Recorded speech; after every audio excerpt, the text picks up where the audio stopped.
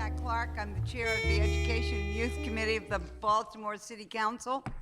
I'm pleased to be here with my colleagues this evening for a very historic, in many ways, hearing. To my left is Councilman Carl Stokes. To his left is Council President Bernard Jack Young, who is the lead sponsor for the resolution that brings us together this evening. And to his left is Councilman William Pete Welch, member of the committee. To my right is Miss Jennifer Coates, who is the distinguished staff person for this committee, always trying to get me organized and sometimes succeeding just because how strong she is. We're here this evening because of a resolution and a resolve on the part of our president and members of this city council to see that our curriculum of our Baltimore City Public Schools has sufficient art, if there's ever sufficient art, and sufficient physical education to meet the needs of our children, of our students, and our future as a city. This is a very important time in our history. We have a new CEO who we'll be hearing from in a moment or two, and a sense that of movement and excitement and new horizons opening up. So we're very pleased at this time, I'm very pleased at this time to introduce our president and ask him to speak about his resolution and his thoughts on it, and then we will proceed with the hearing. Thank you, Madam Chair. I introduced this resolution because I visit schools on a daily basis. I used to volunteer at Blueford East, and I used to go down to Dunbar and different schools throughout the city of Baltimore just to see what was going on. And one thing that I noticed when I would speak to kids about why they act the way they act sometimes in class being disruptive, they said we don't have physical education, and they said we like music, there's no music. And they said we like to express ourselves, there's no arts. So I thought about it, and I went to my staff and I said, hey, look, let's put together a resolution calling on the school system and ask, are we giving our students a complete education? Because if you have the physical education, it cuts down on obesity.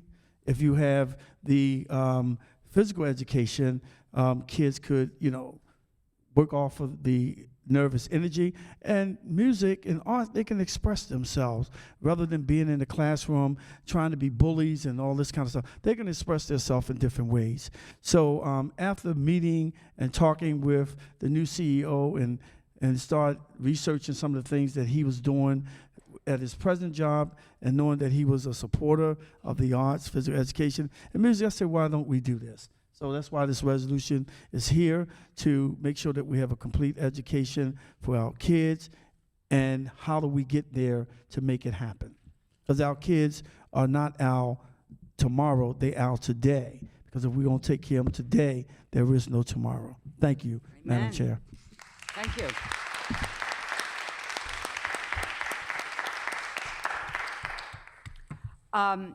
This evening, we're going to begin with our CEO, Dr. Thornton, and we are then going to present to us in response to what our president has said, and really in response to his thinking on these subjects, and any of his colleagues who wish to be heard. We then have two panels of volunteers for the arts and for physical education who will be heard, and then anyone who wishes to join the conversation and speak, we will welcome you to do so. So let us begin. Dr. Thornton, thank you so much for being here. Well, thank you very much. Certainly. And it's yours. You're on. Wow. Thank you so very much, certainly to you, Council President Young. Thank you for your commitment, and it's really not much to say after what you just shared. You know exactly why we're here and what we want, and certainly to you, Chairperson Mary Pat Clark, Councilman Stokes, Councilman Welch, thank you so much. You know, it's like being called to the principal's office. I was a principal once. I got a letter. They said that the president has summoned you to council. I said, oh my goodness, what have I done now? Then I found out he wanted to talk about the arts and physical education. And you know what? I said, let's go today, because I couldn't think of anything more exciting and more relevant to the young people of our city. I'm here tonight, certainly with our Commissioner Kashani. Thank you so much for being here. Dewan is here, Sterrett, we all know. Our Chief Academic Officer is certainly here, Linda Chin, who will actually bring all the details, who's really doing all the work. I'm doing very little. I'm just riding on their coattails. Certainly Rudy Ruiz and Nakia Hardy, thank you so much for being with us today. You know, coming into Baltimore, one of the things was really important to me is what I call a standard of care. What I mean by a standard of care is an equity issue that we want every youngster in our city to experience, no matter where they live, no matter where their zip code is, that they have access to quality programs. And as a result, after getting here, I had an opportunity to sit down with members of the arts team. This dynamic duo, Brian and Amy, busted in my office one day and said, what are you going to do about the arts? And they're here today. And they said, well, let me tell you what's going on. And they went on to share with me some of the great work that's been going on in our city. And then they began to introduce me to an arts community that I certainly want to say thank you, because you filled a hole while city school was challenging, had challenging dollars to fill, and I want you to know how much we appreciate it on behalf of kids. So here we're setting sails and journey. We talked a little bit about what could be, we dreamed, and we finally got to a place that we think we have a program, a design that we think will meet our kids. You know, it's funny, you know, we talk about school attendance. Well, let me tell you, some of our kids wake up in the morning, they don't say, I can't wait to get to school to do math or reading. They say, sometimes I just want to get to school to sing. I mean, these are the talents. This is what we believe school is all about. Even though at the end of the day, certainly there are expectations that our kids, but it's around creating balanced young people that are ready to take on the responsibilities of growing up. Because what I know is if you have a great opportunity growing up, those opportunities carry over into certainly adulthood. So as we begin to look at things such as attendance and all that kind of stuff, I believe we're on pace to really do some good things by our collective energy together and being certain that our city is certainly well-rounded and our children are doing so as well. So today I've stopped just to say thank you for calling me to the principal's office. Thank you for certainly keeping this a focus for you as a city. And I believe our city is going to be a better place because of our continued effort to actually make life better. We're not going to get where we need to get the first year, even though this crowd's ready to go. They're ready to turn the faucet on full speed. But we're going to certainly begin a strategic focus around moving in a direction that hopefully that every youngster will have this experience. And when they leave Baltimore City Schools, they can leave with certainly a badge of honor saying we had a balanced education. And sometimes we don't have that as we move through our organization. They're going to say no matter where they live in Baltimore City, they had opportunities.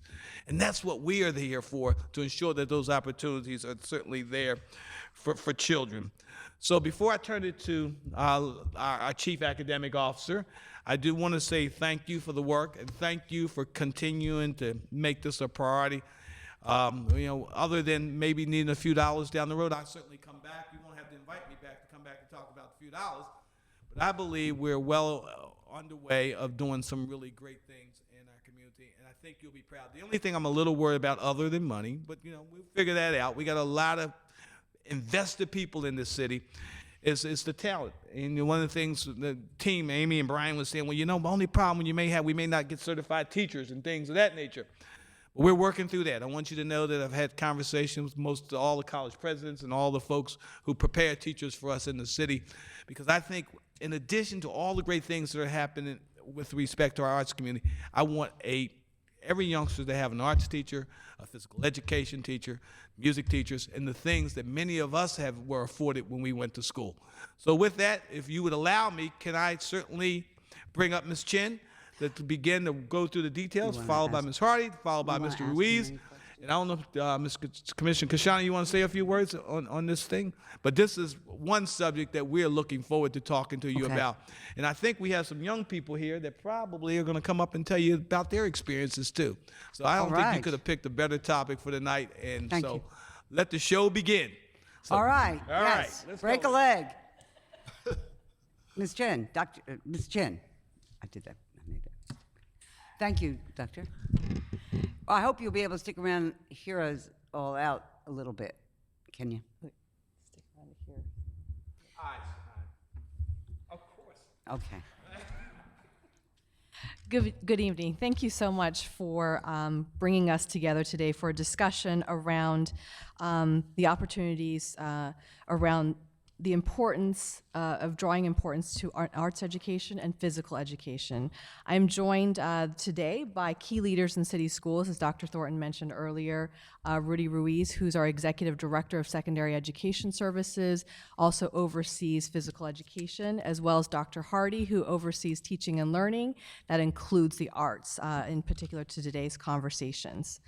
They will follow with specific comments regarding the arts and physical education, respectively. We're also joined by a number of other folks that Dr. Thornton has also mentioned, and I also want to mention, certainly we have school and central office folks here, certainly to Chris Ford is here, who's principal of our Baltimore School of the Arts. So this is a great, important topic for all of us this evening. I want to thank our CEO, Dr. Thornton, for his support around both arts education as well as physical education from the time that he's begun. It's not just Brian and Amy sort of pulling us along the way, but he really initiated. They're doing a nice job. Yes, they are. They're getting a lot. But we also are very fortunate to have the support of our Board of Commissioners as well in terms of thinking about this responsibility and this tremendous responsibility that we have to ensure that every student has a complete education. We think of that, as Dr. Thornton mentioned, as a standard of care for every student, where every student in every neighborhood in our city has access to quality arts education and physical education. Currently, we know that every student does not have the same opportunities during the school day. And we are developing strategies to ensure that first, not only are such educational programs offered, but that there are highly rigorous learning experiences for our young people that are provided by certified arts teachers and physical education teachers. And most importantly, last but not least, all of this is done during the school day, but also we are engaging our families along the way in experiences inside and outside of school. You'll hear some opportunities around how we're engaging our partners to help us with some of that as well. We know that both the arts and physical education are important parts of a comprehensive education in which creativity, health, and activities really expand opportunities for our young people to learn and to think. In the arts, we believe every student should have opportunities for sequential arts instruction. Mm-hmm. So at a school like BSA, we want to make sure that every student in this city, if they would like to, can be eligible to apply for that school based on their sequential arts background. We also believe that every student should have access to learning experiences in which the arts are meaningfully integrated into content areas, particularly in a time of our new college and career readiness standards, where we really are focusing on how students are learning content, but also in integrated ways with the arts. We are working with multiple partners, many of which are here with us today, and we thank them for their support, to develop and implement an extended art strategy that we'll discuss in further detail through Dr. Hardy. We also recognize the importance of physical education in promoting the well-being of our students and in reducing childhood obesity. I would like to take this opportunity for you to hear more about each of these important areas of work in the arts and also in physical education through Dr. Hardy, who will be following me now, who is our Executive Director of Teaching and Learning, and then Rudy Ruiz, our Executive Director of Secondary Education. Thank you. While Dr. Hardy's coming up, oh, I'm sorry, we have a question for you, Ms. Chin. Ms. Chen, I want to go back. You said you was going to make sure that every student had an opportunity to apply for the School of the Arts for if they have interest in the arts? We want to, right now we know as we look from school to school, and Dr. Hardy certainly will speak a little bit more to this, we know that there are schools in which students from kindergarten all the way through have an opportunity for sequential arts programs. So we can't begin to, say, learn how to play the violin at 9th grade and then be an orchestra and be able to go into a career in that area or pursue that level of learning. So we know that because many of our students don't have that opportunity for sequential arts instruction, they don't necessarily then have that opportunity.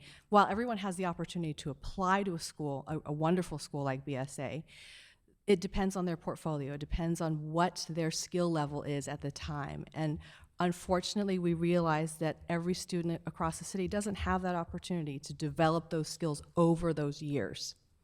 So That's what I was referring to. My thought pattern as we talk about that is we know that the Baltimore School of the Arts can accept all of the kids, but I was hoping that we would be talking about how we're going to implement those same programs in all of our schools. Yeah. Yes. Dr. Hardy's going to. Okay. Yes. So see, I just misunderstood Oh. that you were saying, no, if they want the arts, they have to apply to School of the Arts. Okay. She's saying that, No, I got it now. Yeah, okay. Thank you. Thank you. thank you. That. Yeah, we're intent here. And Doctor, please. Let me take a moment to introduce, we've been joined by Councilman Nick Mosby, representing the 7th District and a member of this committee. Thank you, Madam Chair. Thank you. Doctor? Good evening. You're the arts, right? Or you're everything.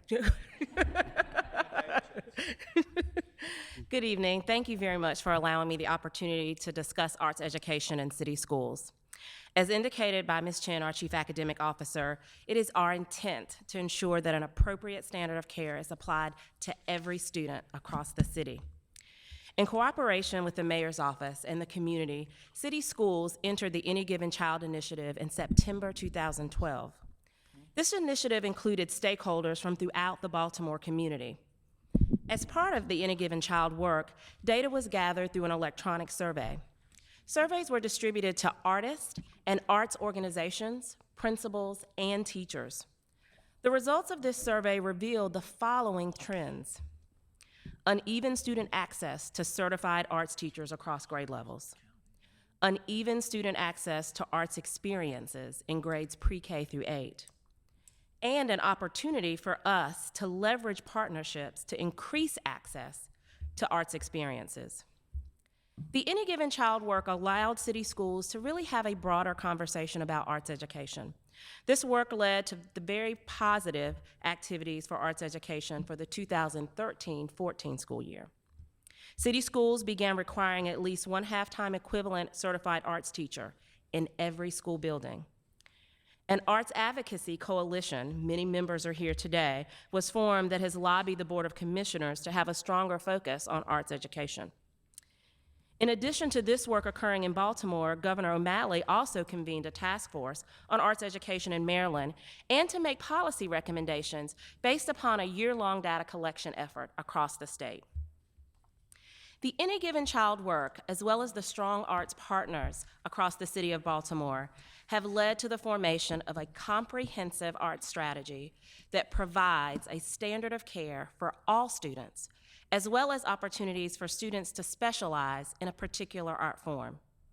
We are extremely excited about this plan and continue to leverage many of our arts partners within the community. We recognize in city schools the need to broaden and deepen access to arts education for all students, and to afford students choices to intensify their studies in arts disciplines. We believe all students should have access to yearly sequential standards-based arts instruction with a certified teacher, arts experiences that connect the children to this wonderful city, and experiences that connect their arts learning to other disciplines. And finally, specialized pathways that allow students to really deeply study a given art form. Our strategy has 3 components: arts education with certified teachers, arts pathways for in-school and out-of-school programs, and arts partnerships. Arts education with certified teachers provides a standard of care for all students. This portion of our plan requires weekly instruction in general music and visual arts for every child, grades pre-K through 8. For students in grades 4 and 5 who elect to participate in band or orchestra, an additional weekly instruction that allows time for sectionals as well as large group rehearsals. In grades 6 through 8, students may opt to continue to study an instrument or choose from an array of elective classes, such as digital music, keyboarding, or guitar. In high school, students may continue their study on their instrument or voice part, or select from additional elective classes in music and visual arts. The second aspect of this plan is the development of arts pathways in school and out of school. And this is another place where we are continuing to leverage the partners that we have with us today. The development of the pathways in specific arts disciplines in strategic areas of the city will ensure equitable access to programmatic options that align vertically across our grade bands. These pathways will include instruction in music, visual arts, theater, and dance. While our minimum standard of care with certified teachers focuses on music and art, we must not forget dance and theater. These are traditionally underserved art forms, and these pathways will allow students to have these experiences. For example, this would allow a student to have general music in grades K through 3. If they wanted to play the trumpet, they could begin trumpet instruction in grades 4 and participate in formative trumpet study and ensemble in grades 5 through 8. And finally, an advanced trumpet study and ensemble in grades 9 through 12, making sure they not only have that sequential experience, but also in-school and out-of-school pathways. The third aspect of this strategy is leveraging our partners across the city. Although I've only been in Baltimore since January, the committee and the community is full of rich arts partners, and this city has a wealth to share with our children in city schools. The Baltimore area has a motivated arts community with many organizations interested in establishing and/or expanding their current partnerships. Multiple strategies will be used to maximize the impact of our community. One opportunity, correlating the arts experiences and enrichment opportunities with our existing curricula. We want to make sure that there's a connection for our children. Collaborating with the arts experiences, the arts community to provide experiences. Dr. Thornton has coined these as learning journeys. This will give the opportunity for our children to really start to get to know the city of Baltimore, but really maximize all of our community partners, as well as make sure that there's a connection to our core curricula, English, math, science, and social studies. A creation of an arts and cultural resource guide for school communities to use in planning arts experiences, as well as a creation of an arts and cultural resource guide for families so that they can complement the experiences that our children are having over weekends and holidays and in the evenings throughout the city. In conclusion, the development of this plan was truly a collaborative effort led by Brian Schneckenberger, art specialist, and Amy Rosenkrantz, director of humanities. Both of them have worked closely with our external partners to develop a strategy that we believe really leverages the richness that we have in Baltimore as a community. We look forward to continued collaboration as well as partnership as we begin implementation.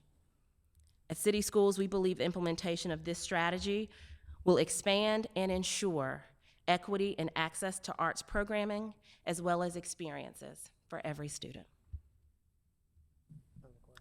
Yes, Mr. President. Yeah, I'm glad to hear that from the early grades on up to the middle grades, and then hopefully to the Baltimore School of the Arts. But there's one thing, and I'm a big supporter of the School of the Arts. I'm the one that did the combination bill to allow them to expand.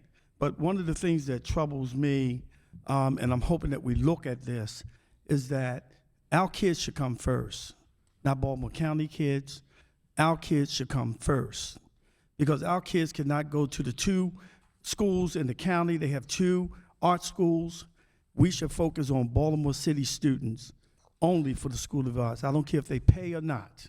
We should focus on Baltimore City residents going to the Baltimore School of the Arts. That's all I want to say. So I'm happy to hear you say that, but we have to have that pathway into the Baltimore School of the Arts for Baltimore City kids only. Just wanted to put that out there. The same about Poly and City, too. All right. So, Councilwoman Clark said I can say that about Poly and City too. And that's, yeah, because our kids need to be first priority for our Baltimore City public school system. You know, the county kids got good schools out there. Our kids cannot go to those schools. They have what they call bounty people who go around and make sure that they live where they say they live, and if not, they put them out. yeah, so, back to the arts. This is going to cost money and to do, okay? I hope certified art teachers are getting paid these days and comparable to everybody else, if they're even available.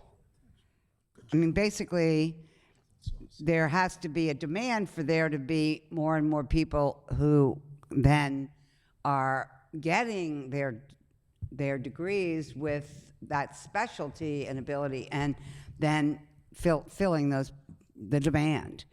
So that's a cycle that takes a little while to kick in. Where are we in that cycle and with the money? I think you're absolutely right. And one of the things, you know, this is our current plan, and we are excited to know that we have lots of support here in this room from our community partners. We are working very closely with Ms. Chen and Dr. Thornton in terms of leveraging our higher ed partners so that we make sure that we're starting to churn that cycle of producing teachers that are certified in the arts. But also, that's just one component of the plan. And I think one of the things that we really want to make sure is highlighted is those arts experiences. We have a rich community right here in Baltimore. So a big part of this plan is how do we really leverage those partners to make sure they're providing additional experiences throughout our city schools. So it's a partnership of not just only having the certified teacher in the classroom, but making sure that those experiences are occurring for our children so they have access to the arts, which we know based on the data that we have from any given child that there are some places where students are not having those kinds of experiences. And a lot of those pathways mean these kids are going to have to climb onto some kind of van or bus and be taken someplace, which is something that we have not been able to afford. I mean, a lot of it does come down to money. I'm not discouraging what you're doing. I'm saying there are component parts to it that are very, very important. Talking about the Baltimore School for the Arts, they have a Twigs program. Right. And I'm a bubby, and two of my grandchildren have attended those classes. They're wonderful. Exactly. They're free. They're at the School for the Arts after school or on weekends. But we all have to get our schedules together to get them down there and then somebody pick them up. There are a lot of children who probably would go, but just the transportation part of it might be difficult. I just say that. I don't know if that's the case, but it is difficult. No.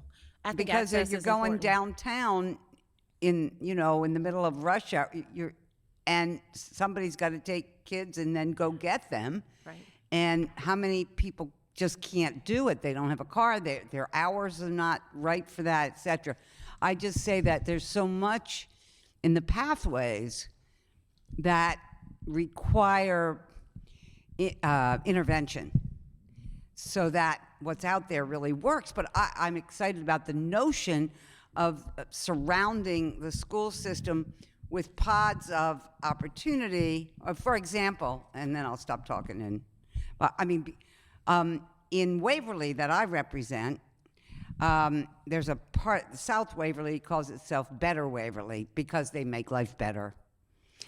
They're not better than anyone else. They're working to make things better. And there was a regretful, horrible crime that was committed in the community, and it left one of its members deceased.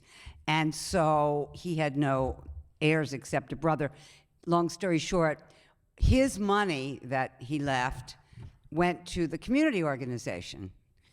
And that community organization, ever since, if you're a child who lives in that neighborhood and you want to go to a dancing class, a camp for violin, Peabody, wherever you want to go to pursue the arts, the neighborhood through this legacy will pay the freight, including transportation, if that is required. So there it is in that community. How does, maybe there are children in that community, in the schools in that community, that maybe don't know about it, although I don't know how they missed out on it. But all over this city, there are wonderful things like that going on. And we don't have, the dots are not connected, and the transportation, the logistics of the connections need to be worked on. But you have a game plan to kind of get the pieces pulled together so it starts to gel? We do have a game plan, and I think one of the pieces that you mentioned that's important is that, you know, we can learn a lot from Twigs and learn a lot from making sure that those students have that access to Right. being able to audition and successfully go through our program at BSA. One of the things that's really important is that as we start to look at those out-of-school programs and really working with our partners, how we make sure that they're strategically located across the city, Right. so that access and transportation is not a barrier for our children and Right. families anymore, because that's so important. And I think the other piece that we're looking is the resource guides that we're going to be working with our communities to create, because it's so important that even our parents and families start to know about the jewels that we have in Baltimore, so that they're partnering with us when they're out about in Right. the city, so that they can take advantage of some of the resources that we have here. So I think those are two pieces that start to get at what you mentioned. We definitely want to continue to work with our partners that are here tonight as we start to put the details to this plan in action, and give us lots of feedback. We appreciate that. Also give us a little bit of time. We're working on some of the fiscal implications, because we know that this is going to cost money, but we believe that this is the right thing to do for our kids. And when you believe that, then you start to make sure that you prioritize the dollars in an appropriate way. It is indeed. I mean, in all the things that all my kids have done in their lives, the fact that they learned how to play instruments and got in the orchestra at elementary and middle school was the most, I mean, that was it. I just felt as if the world was a good place. I agree with you. I play clarinet, and I will Oh my turn gosh, it over. so does my turn it daughter. over to Mr. daughter Ruiz. Jenny learned clarinet at Baltimore City Public Schools. You hated clarinet? Oh, well, I had one drummer in the family. That wasn't easy, but the house was a little too small for the breadth of his talent.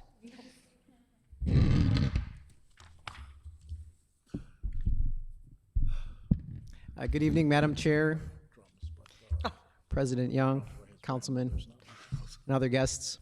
It's my pleasure to be here with you this evening. I did want to address our physical education opportunities specifically, and to share that the standard of care that we're working toward in this area is for every child in grades K through 8 and in high school to have access to a certified physical education teacher, with physical education teachers receiving initial and ongoing quality professional development support in partnership with higher education and community-based experts. In addition to this standard, we believe students should be supported in accessing other opportunities for athletics and recreational activities. With, with literally a handful of vacant teaching positions across our 181 schools, we're currently still moving toward our desired standard of care.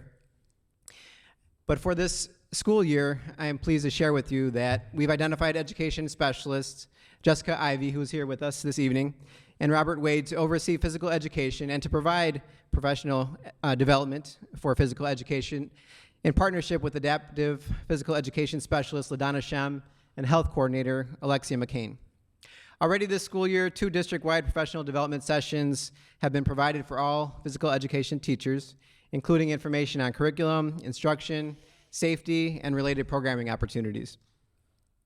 To share with you a bit about where we're going, we're exploring viable pipelines in physical education.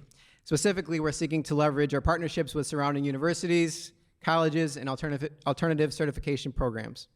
Our goals are to ensure that soon-to-be graduates with certifications in these areas know that city schools is a viable option. We also seek to develop very durable pipelines.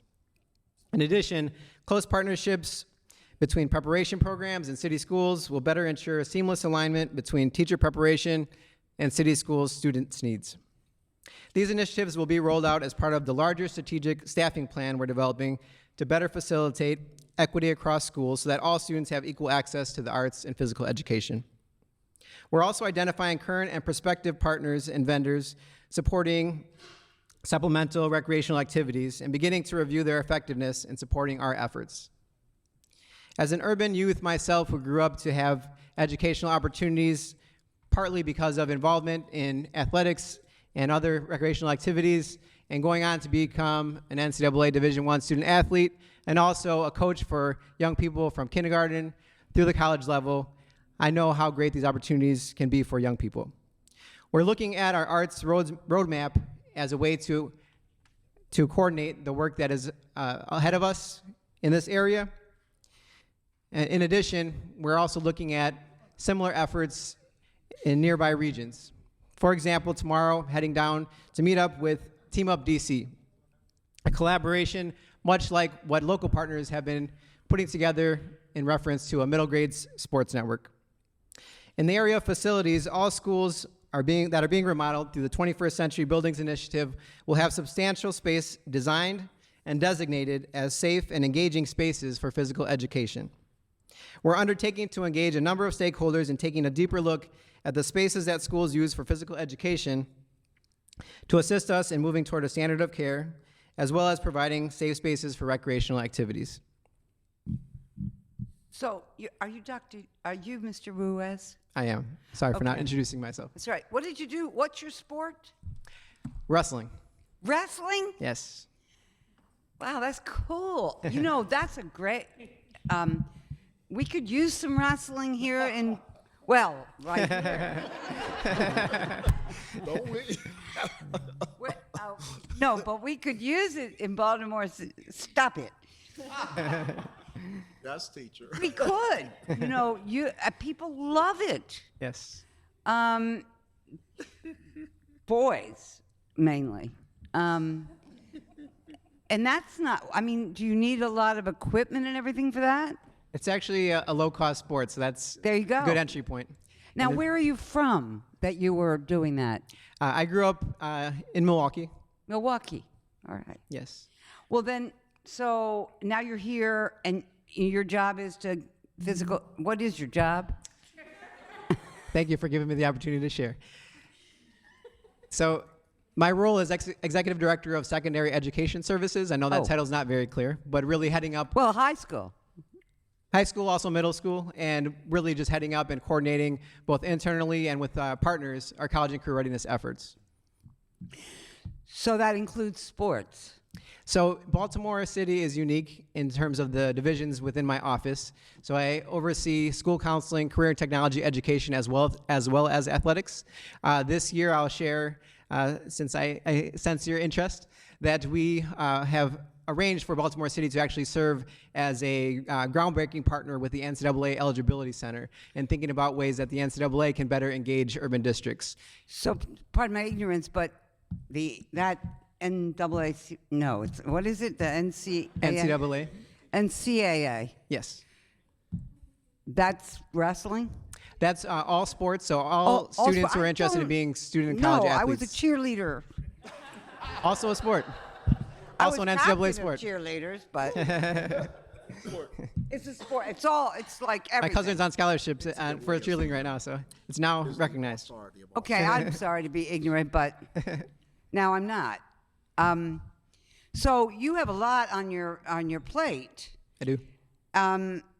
It's going to take a miracle of work that we can do to bring our kids into any kind of physical programming that is consistent and relevant.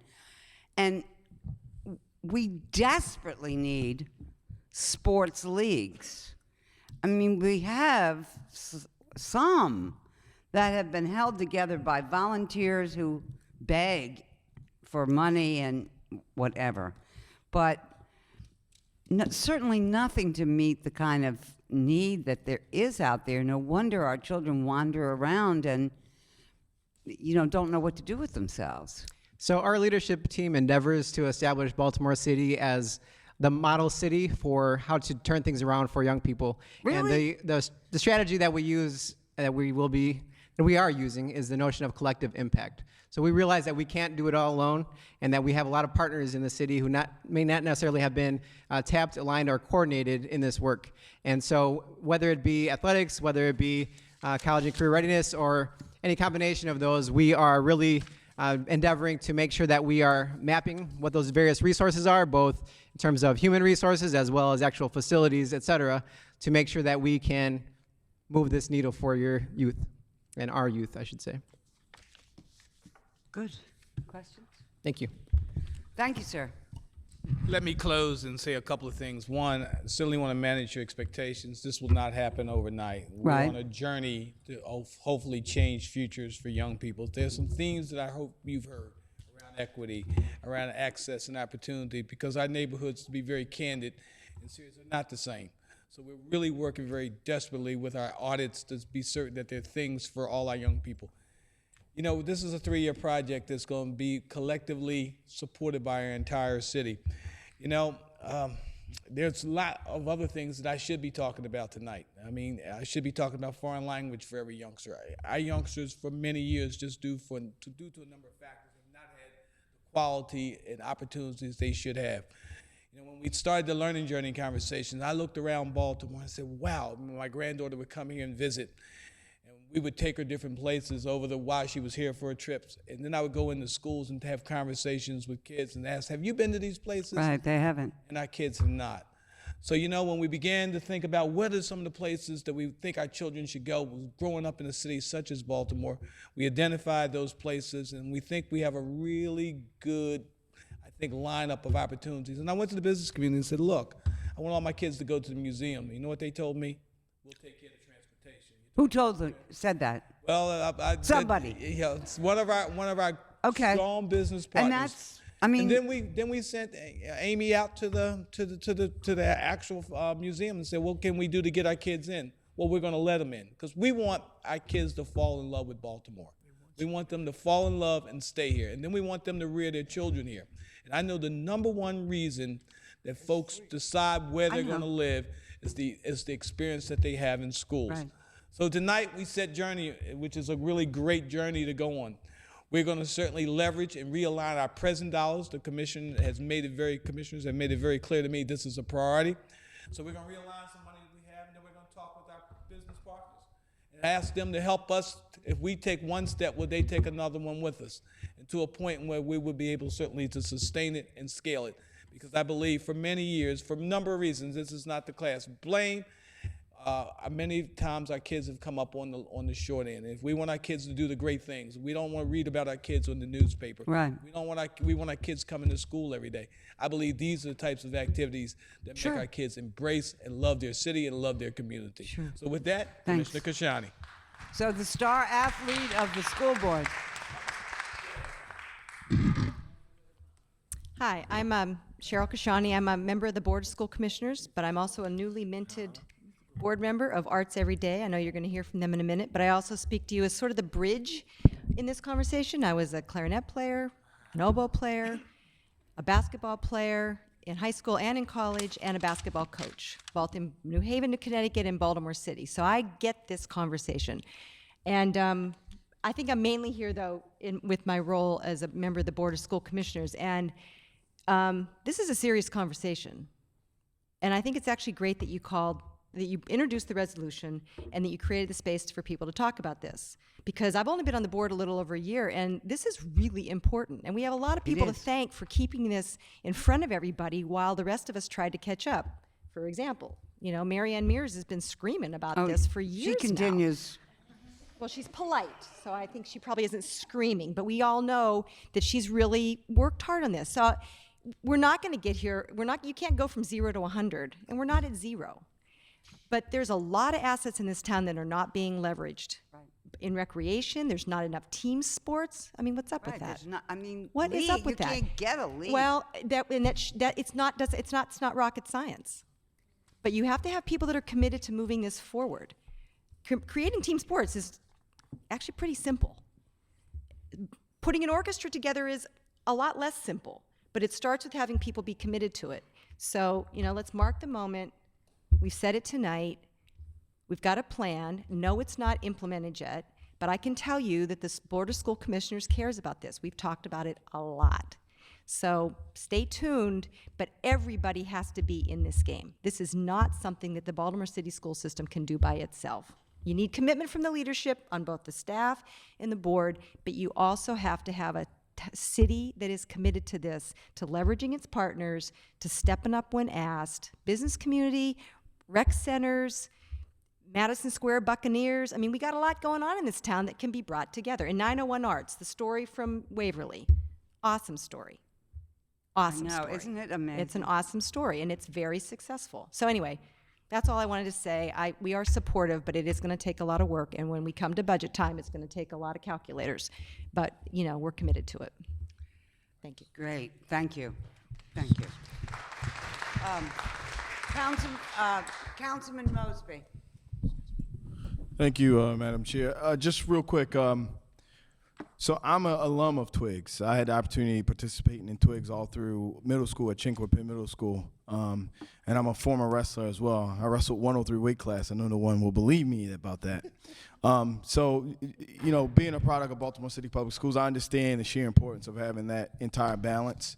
I think that when we have the discussion today, we have to be very serious about how we implement that. And I don't necessarily think that the way we implement it is by trying to develop ways of factoring it during the school day, but putting more emphasis on after-school programming.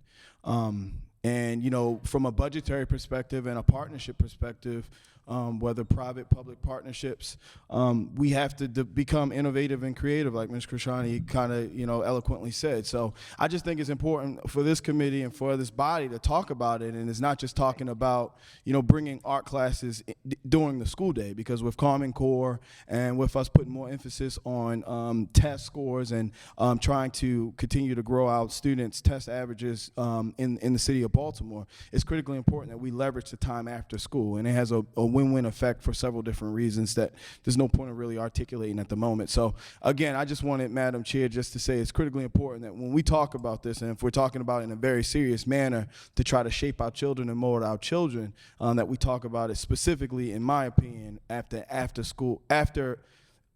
an after-school programming effect.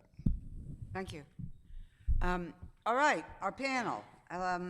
First, we start with the arts. Mary Ann Mears, co-chair of the Governor's P20 Leadership Council Task Force on Arts Education, Maryland Schools. Thank you very much, Madam Chair. Oh, can you lift that up to? No. Yeah, There we go. Thanks. Okay. Each of the city council people should have a copy of this executive summary of the report. This is what the full report looks like. But before I begin talking about this, which I will do very briefly, just to introduce it to you, I just want to thank City Council President Young for the resolution, City Councilwoman Clark and other City Council people for holding this hearing, and also I particularly want to thank Dr. Thornton for his vision and leadership, and the Board of School Commissioners for selecting him. Absolutely. So the task force was convened a year ago in September, and this past September 16th presented the findings to the governor and the governor's P20 Leadership Council, and it was unanimously and very enthusiastically approved. And one of the reasons that you might say you did that in a year, I mean, if you read it, you'll say you did that in a year, but that was because we were building on a great deal of work and there are people in this room that have been involved in it for years, and with higher ed, with cultural institutions, as well as with our teachers and educational leadership. So another piece of this report, the small version, the executive summary, doesn't have the appendices. The appendices, and this is available on the Ames website, www.aems-edu.org, and which is listed in here. But what I want to make sure everybody knows is that there's a terrific research section in here, and it's very thoughtfully done, and it's really, I think, the best site any place for finding good research on the benefits of arts education for kids. The other thing we did as part of our task force was an enormous amount of public input, and so we had hearings around the state, and in Baltimore specifically, we reached out to the arts community, the education community, and the business community, and got terrific input. The report includes 11 recommendations. Those are grouped around 4 categories, the first being policy and regulation. So there's a plan to persuade the State Board of Education to amend COMAR to make it much clearer what the state requires. There's also a recommendation on data collection, and Dr. Hardy was talking about the Any Given Child program, which is in a way kind of a model we're going to look at for how that data should be collected. But MSDE is going to help with that process because it's a tremendous amount of work. There's also recommendations around curriculum and instruction. There are new national standards to be looked at, professional development, pre-service and in-service. One of the things we learned, by the way, on the pipeline issue is that Maryland is a destination for arts teachers from all over the country. This is the place to be. And I think now with Dr. Thornton here and modestly with this report, but mostly with his plan, I think that Baltimore will absolutely be a destination for teachers from all over the country. So we will be very effectively importing, and I think we can be very selective about the talent that we bring in. And again, I'm so delighted that Dr. Thornton's been talking to our higher ed institutions, because part of the recommendations, they're going to be working together to get better at training arts teachers and also classroom teachers in arts integration. And finally, the fourth area is around allocation of resources. And Councilwoman Clark, you asked about the funding issue, and one of the strategies under that, and I really want everyone to be thinking about this and aware of this, is to make sure the arts are part of the Thornton Commission evaluation at the state level of the adequate funding per student. And so the arts need to be counted into whatever that amount's going to be. And that's going to take place over a few years now, but I would hope that we would be able to increase the amount of state funding to ensure that our students are getting equitable access to arts education. And as it has been mentioned, equitable access and quality are the overriding principles. And I just want to say that Dr. Thornton's vision and plan, and with his wonderful leadership in the arts and education, I think Baltimore City can be a model for the implementation of our report. Thank you. Thank you. Any questions? Thank you very much. Next, Angela Kukui. So simple. I'm trying to make it difficult. Angela Kukui, Artistic Director, Expressive Forever, Arts Education Coalition. Thank you, Madam Chair. First, before I begin a remark, I'd like to express my gratitude to Madam Chair and to Councilman President Young for doing this resolution. It's kind of hard for me to discuss things about the arts without using my heart. I have a piece of paper here, but it's gone out the window since I've been sitting here. I would also like to thank the Baltimore Art Coalition that we've collectively gathered together to do. This is a beautiful thing for me, coming here from Virginia to try to figure out things, and then for us to formulate together collectively. And we all have different strengths, and we all want the same thing for all of the students, and that is quality, equity, and access. These are the most important components that all the Baltimore City school students should have, is the quality to me. And quality to some people may need certification, but I was a product of Baltimore City school systems from the age of 5 until 12th grade. And my education in the arts came from every component. It came from the school system. There I learned visual arts. I wanted to be a visual artist when I grew up. Then I was in a school band in elementary school and in middle school. Then I got introduced to dance, and that was it for me.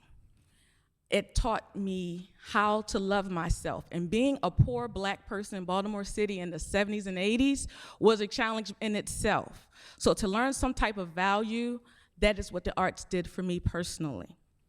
One thing I do think that is important is that not only do we try to move forward on making sure the accessibility to the arts is for everybody, that we learn the history of Baltimore arts. We have pioneers here that have provided vital social service via the arts already. We do have them here. They've come through the cultural arts program, and that is through urban services, of course, which goes all the way back to model cities. And when I think of model cities, I think of money. That's where the money was. So what's holding us back right now is the money, but I must tell you that those programs, yes, those programs worked. I am doing a study, I've been doing it for the last 3.5 years, on the students that participated in these programs. And I kid you not, 90% of those participants are teachers, community art leaders, or doing something productive in life, in school. We grew up and we became productive citizens. We weren't on the corners. So I am the product and the example of what all these studies show. It does work. And it's not just myself. My organization comes from the community. Everyone's helping me. Everybody. Mary Pat Clark, you have helped. Everybody has helped. Coalition has helped. We are partnering in different things for the kids. So the partnership, even though we don't have the money right now, is valuable to our kids because that gains more resources and connections, and we're able to mend a lot of the dots that are missing. I also would like to introduce, I know I'm going off topic, the 29th Street Community Center under Hannah Garter. There I teach dance. It's important to me that I'm teaching dance there because those are one of the locations that I got my instruction from. They were not able to perform, but I at least want them to stand and be acknowledged because they love and they come every week to learn how to dance.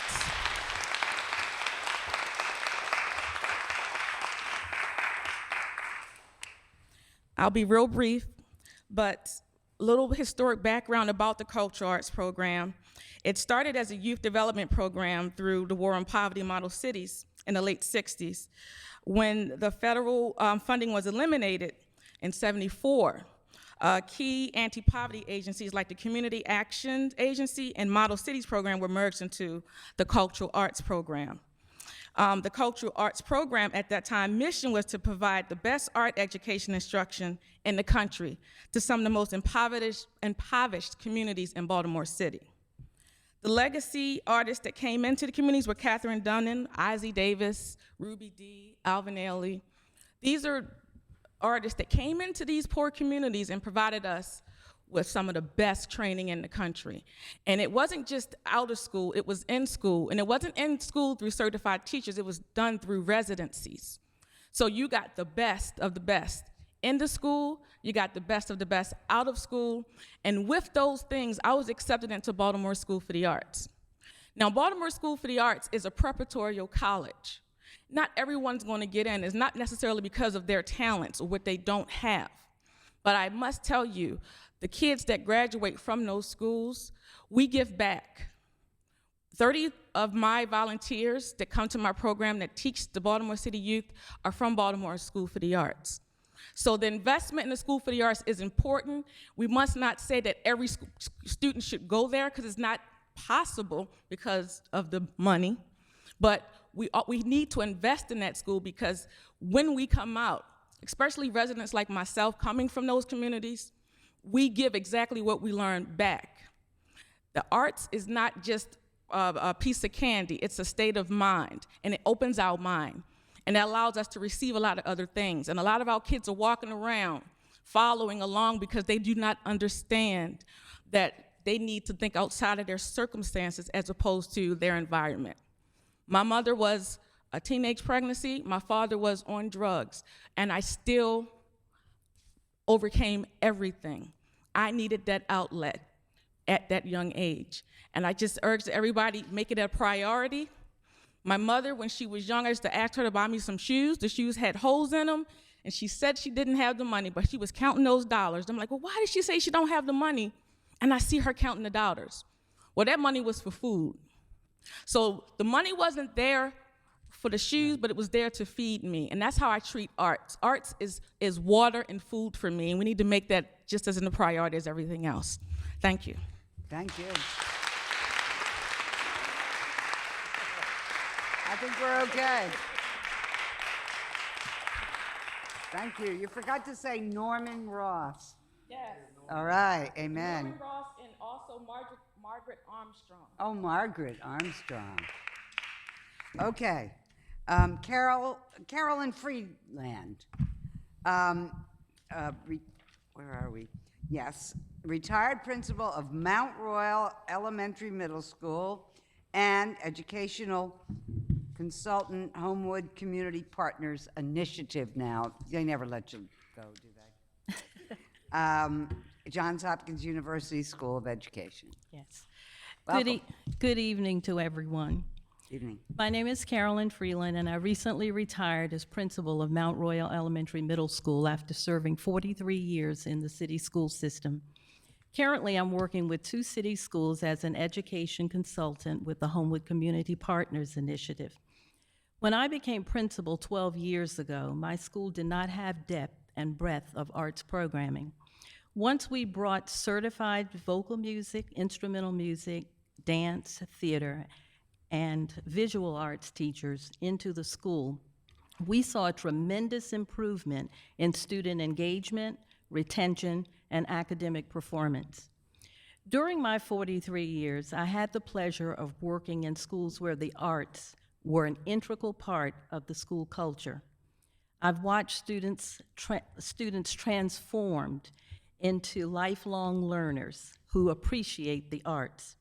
Student attendance improved, and test scores rose significantly in those schools. Parents were more engaged and vested in their child's education because of the opportunities afforded them throughout the school day.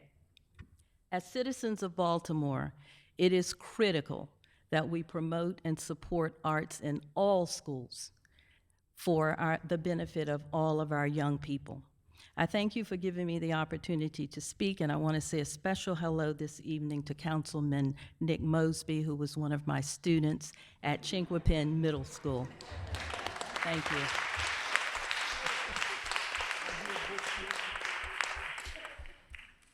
Don't ask. Oh, I'm sorry. Next, we have Julia DeBusolo, Executive Director, Arts Every Day, Arts Education Coalition. Yes. Thank you so much for having me here tonight. Hello, I am the Director of Arts Every Day, a nonprofit working to empower schools and teachers as leaders in the arts, not just in the city, but beyond. We do this by supporting teachers and schools with professional development and providing schools funding so that we can connect the dots between schools, artists, cultural organizations, and provide that extra support so that they can get feet in the door. We also are a strong partner in the community around advocacy and have been the coordinator of the Any Given Child initiative. We are the founding member of the Arts Education Coalition, of which many members are here tonight.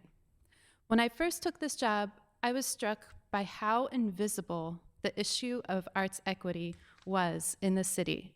I would have lots of conversations here and there with partners, organizations, teachers, educators, principals across the city, all saying the same thing. We knew that there was some serious equity issues. But there was no unified voice to really elevate that. I think it's safe to say that tonight that is no longer the case. On the whole, before this night, arts education was not a priority in a large way. All that changed in 2012 when Baltimore became the 9th city chosen by the John F. Kennedy Center for Performing Arts to undertake the Any Given Child initiative. It was coordinated by Arts Every Day, and it was a cross-sector partnership between the City of Baltimore and the Baltimore City School District, along with a very strong and powerful team of community members representing organizations, funders, philanthropy members, and the business community. We came together to really undertake a massive data collection and determine the base level of access for all students pre-K through 8th grade across the district. The results were clear. Some students were receiving a complete education, while other students rarely, if ever, saw an art teacher or left the building to catch a glimpse of Baltimore's ever more vibrant arts and cultural scene. This initiative sparked a groundswell of grassroots collaboration and the forming of the Arts Education Coalition, and since then, we have worked together to build a unified voice. It will not be forgotten anymore. Today, I am proud to say that we have all of the right components needed for reform. We have the inspired and dedicated leadership from the Thornton administration and his wonderful staff that are leading the way on the district level. We have a growing number of schools with strong teachers, innovative principal leaders who are really leading the way in how this looks on the school level. We have a community of partner organizations and artists coming together and are committed to working together to improve equity, all for the sake of our children. And we have a statewide task force that has provided us a roadmap for how to get there. Last but not least, we have a city council who has made a very loud statement tonight and is showing that we all have a collective responsibility in providing children with a complete education. In your handout, you will see in the back of our notes that we have we have an explanation for what a complete education includes. It includes sequential arts education, and it's going to be in the last page of your packet. It includes arts experiences that connect students to the Baltimore City world of arts and culture, and it includes arts integrated instruction. We do not need to choose whether or not we fund academic instruction or the arts. It is the both and both of those come together in a rich learning experience that our children deserve. In December 2014, when the coalition packed the school board with parents, teachers, youth, community members to lobby for a CEO that would serve as a leader in the arts, we articulated 5 ambitious goals. Ensure every student has access to a sequential visual arts, music, dance, and theater specialist district-wide. We want to make sure that all students have access to the arts and cultural organizations, and we want to improve communication and coordination between schools and their community partners. This will help us do our jobs of supporting the wonderful work that is happening on the administrative level and on the school level and provide us the efficiency that we need. We hope that the district engages us as partners in professional development, and we want to see an annual collection and public release of data so that we can see how we are doing. It is very difficult to know where improvement is needed if you do not have the data as a starting point. We did not come to these recommendations out of thin air. There is a significant and growing body of research that supports children and a strong education in the arts. We know from longitudinal data studies that low socioeconomic students have the most to gain, but are the least likely to have access to it. They stay in school, they succeed in school, they succeed in life, and they succeed in work. Nationwide, 72% of business leaders cite creativity as the #1 skill they are looking for in new hires. Additionally, I want to draw attention to the work of Dr. Mariel Hardiman, who wanted to be here tonight, but she is presenting her research. And this is brain-based research that proves that arts integrated instruction leads to higher retention, longer-term retention, and a greater sense of knowledge and mastery for students going forward. What I just described is exactly the student that our schools could and should be building if we build arts-rich schools and learning environments that extend into the community. That is exactly how Mayor Rawlings Blake will get her 10,000 new families. If there are arts-rich schools, they will come. We aren't there yet, but we can get there together. I am happy to say that we are working very, very closely with the Thornton administration, and that our goals as a grassroots coalition align clearly with their plans. And so today, the coalition, the Arts Education Coalition, would like to ask for your help and continued support in making sure that we can get this plan off of the ground. One, we need your endorsement of the plan. And we need you to go out and vocally support that when the administration goes to speak to business leaders and possible people who can help make the budget happen. Two, we want you to continue to articulate the importance and responsibility of all city residents in ensuring Baltimore City school students have access to a complete education. And three, continue to support our schools. Continue to support our community arts programs and institutions citywide. We need you to come and see us. We need your posts. We need your tweets. We need your feet in our events. Together, Baltimore City can grow not only as a destination for artists and teachers, but also for their children and their families. Thank you very much for having us here tonight, and good evening. Thank you. In my own experience in district, it is artists who are leading the move to get those 10,000 new families. MICA graduates and their friends and associates and partners, and then once there's a whole bunch of them, then more and more stay. But you gotta have the schools Well, so that they yeah. stay once they have kids. Right. So otherwise they leave. That's right. So Yep. Oh, no, I totally agree with you. Okay, thank you. Now, to get to athletics, not that some art isn't athletic, we have Matthew Day. Is Matthew Day? Mr. Day, sir, could you come forth and we're gonna balance this out with the other essential that we're talking about this evening, which is physical education. Okay. All right. First off, I'd like to thank Miss Ivy, who always stands up for physical education. And she trained me when I came in. So, advocate. And since I've been in since 2001, she's a strong advocate. I mean, she's the best. All right. I just want to talk about a few things. I'm short and fast. Well, physical education, we need that in schools. So what we did was... Now, you're the physical... Yes, physical education instructor at the Mount Washington School. Mount Washington Elementary Middle, yes. Yes.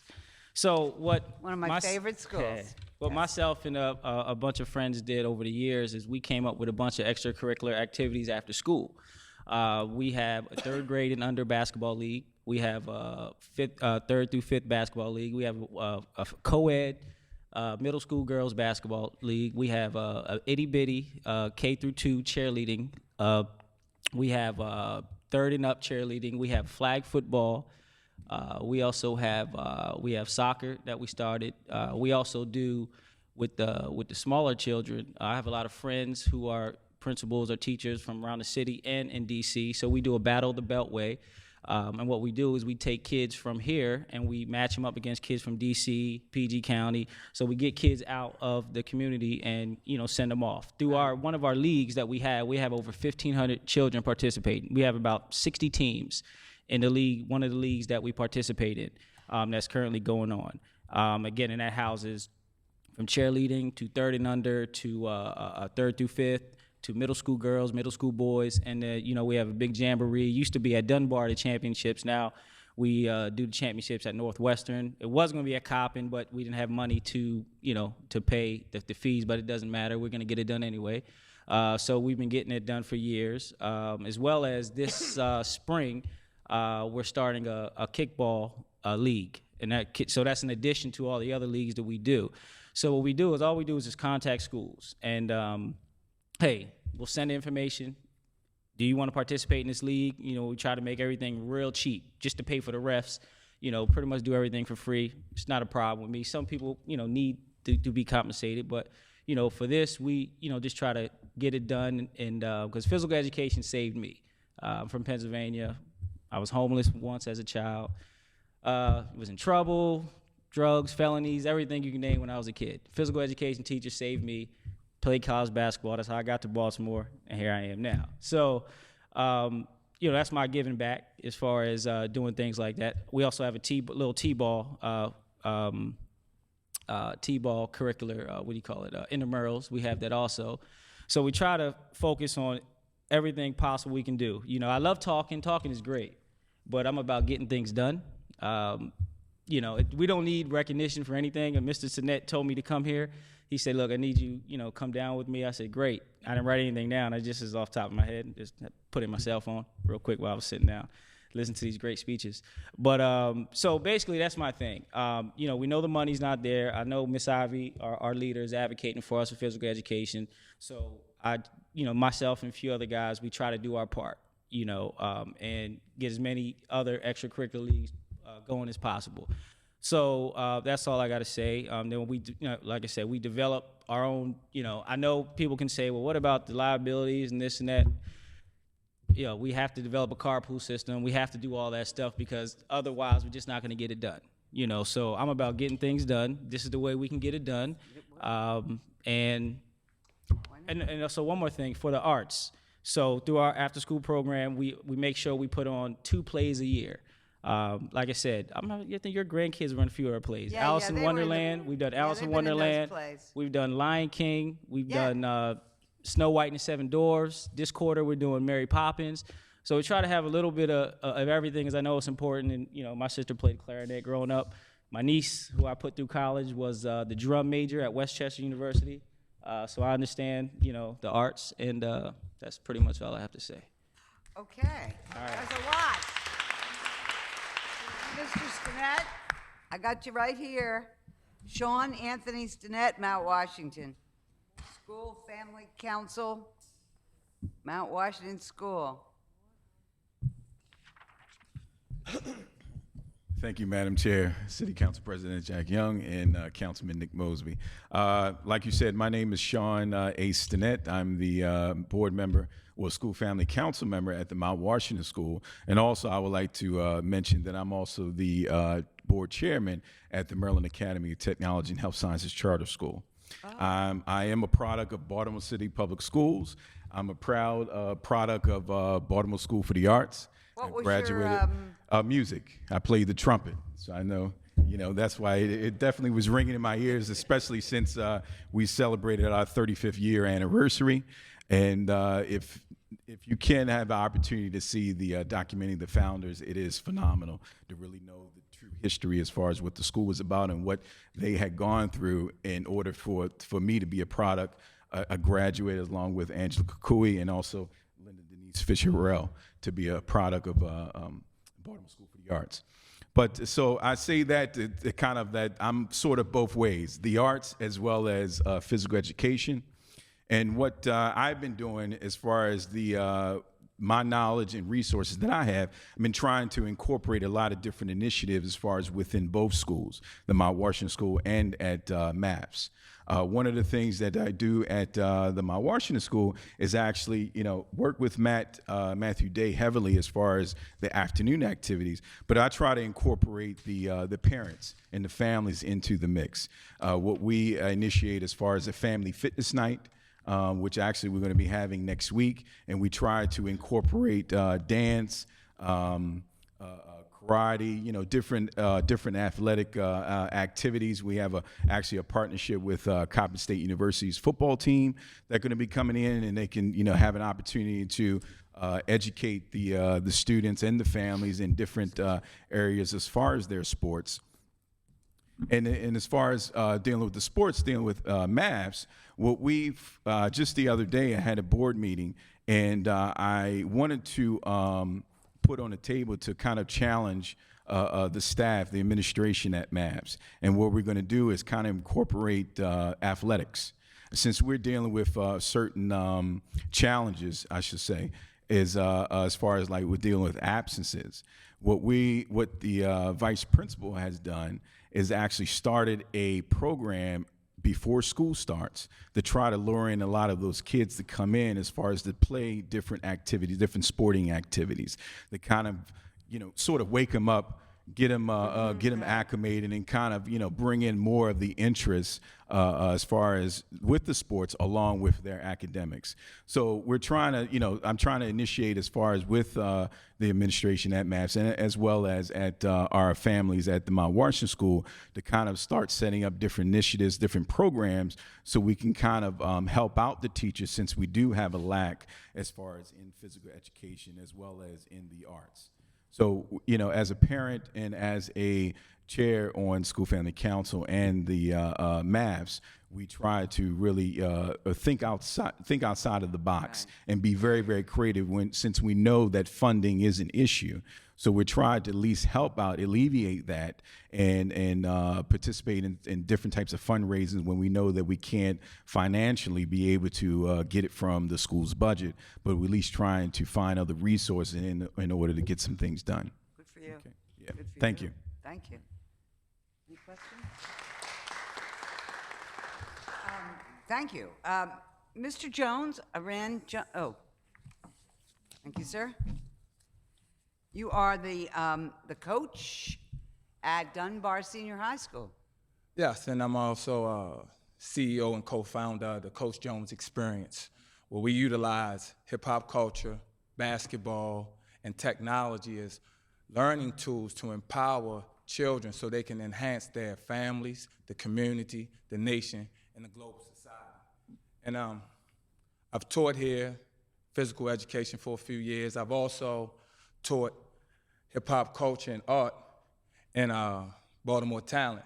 And as a person who has swam in both lakes, I understand the true importance of the arts and physical education, because I've also coached children at Northwestern, Southwestern, Civitas, and I've watched them enhance themselves, and the creative mind and the creative light bulb actually goes on. And I know that in doing so, since we're all here for the betterment, all of us are here for the embetterment of the children in greatness, I know as a coach that the only way to do that is by providing opportunity, consistency through repetition. So we have to find a way, because I'm not privy to the specifics of finance, I'm not privy to the specifics of how it actually runs, but I know we have to find a way to actually implement and apply strategies that's in the best interest of our children's greatness, because anything other than that is uncivilized. So I would like to thank y'all for hearing my voice, and I would like to challenge all of us not to make this just rhetoric, but action. Amen. Thank you. Next we have, thank you so much. Amen. Elaine Lindsay, Executive Director of is it MAPERD, or do I just say MAHPERD? I'm hoping we change our name soon, but right now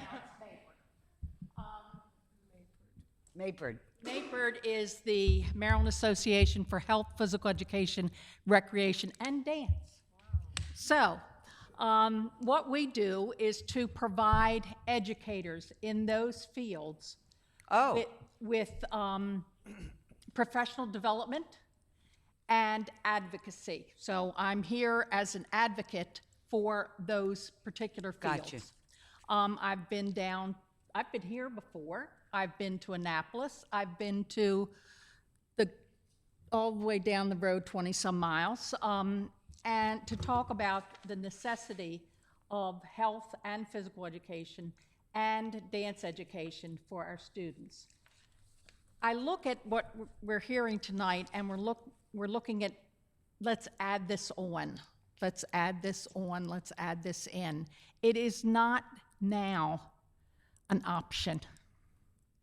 We must get children moving 60 minutes a day. We must. This is not only for their body. We have so much, 38,000, brain research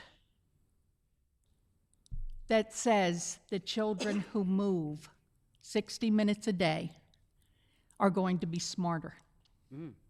That it is going to last their lifetime. That their brain will continue to develop. It's not that we have a certain amount of things up here and we just keep losing them. We can continue to develop the brain. We recently had our conference and had a brain researcher. And she says that sitting on your butt for 18 or more minutes, you are telling your body you want to go to sleep. So your body now definitely has been told by your brain that you want to go to sleep. What does this mean in the classroom? Get them up every 20 minutes and have them move. This is the type of information we have out there. We do not have an option.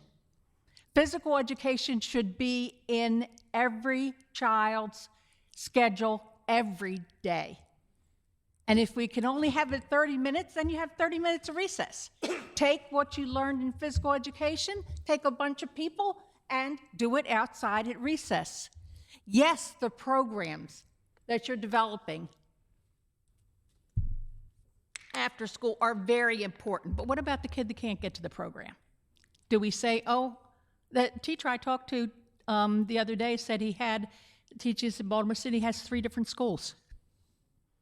One time a week, 30 minutes, those children see their physical educator. Yeah. And you're asking that person to develop personal relationships with each child in school and encourage them and even learn their names? It's not happening.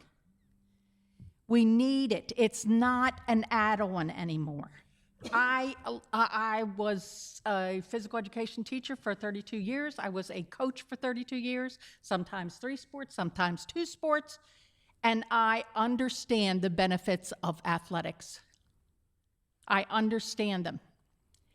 But we have to put that aside and say those are good for a certain number of children. The School for the Arts is good for a certain number of children, but shouldn't every 11th grader, if they're not competitive, shouldn't they be able to elect dance? They're not going to be a dancer, but they want to get their 60 minutes of movement in with a dance elective in every school, and not just the School of the Arts. When I read in the newspaper about how many people apply to that school and don't get in, and then they have to go back to their home school, and they don't have that one area that they really wanted to do. Yeah. And it's happening all around you. If you want them to move and have dance, go to Anne Arundel County. Almost every middle school has it as an elective, middle school, not only the high schools. They're producing beautiful programs. At our conference just last week, we had tap, we had hip hop, we had little kids jitterbugging. It was delightful to see. And we talk about what's the best thing to happen in physical education. If you need our organization to do a professional development, we will do it. We need to bring people up to speed. If they've been teaching in the city and haven't had professional development, and you can't expect this woman to do it all. You cannot. If you look at her cohorts around the county, they have a supervisor of this and a supervisor of that, and 4 people in their adapted physical education. When this adapted physical education person told me she didn't even have an office, she was working out of her car. This is not an option anymore. This is a priority. I am so thrilled to hear what's going to be happening. Then don't let it stop. Don't let it stop. We, as an organization, have resources that we will be able to provide you professional development for free. Just find us the school, we'll come in, we'll catch you up on whatever has been lacking in your previous professional development experience. Nobody has talked about this, and we have Under Armour in Baltimore City. Why aren't they putting up the money that will make our schools want to do physical education? They are? Well, they need to put up a lot more. Oh, well. Thank you. Yes. Kids need proper nutrition. Kids need the right amount of sleep. And kids must have physical activity. This isn't an option. Thank you. Thank you very much. Thank you. Erin Peniston, coordinator of the State Advisory Council on Physical Fitness. Mm-hmm. Good. Good evening, Council President Young, Chairperson Clark, other council members. The mission of the Maryland Advisory Council on Physical Fitness is to educate, advise, and encourage the citizens of Maryland to gain health benefits and enhance the quality of their lives through regular physical activity. The council serves in an advisory capacity to the Department of Health and Mental Hygiene and is available to liaison with state and local agencies such as Baltimore City Public Schools to improve opportunities for daily physical activity.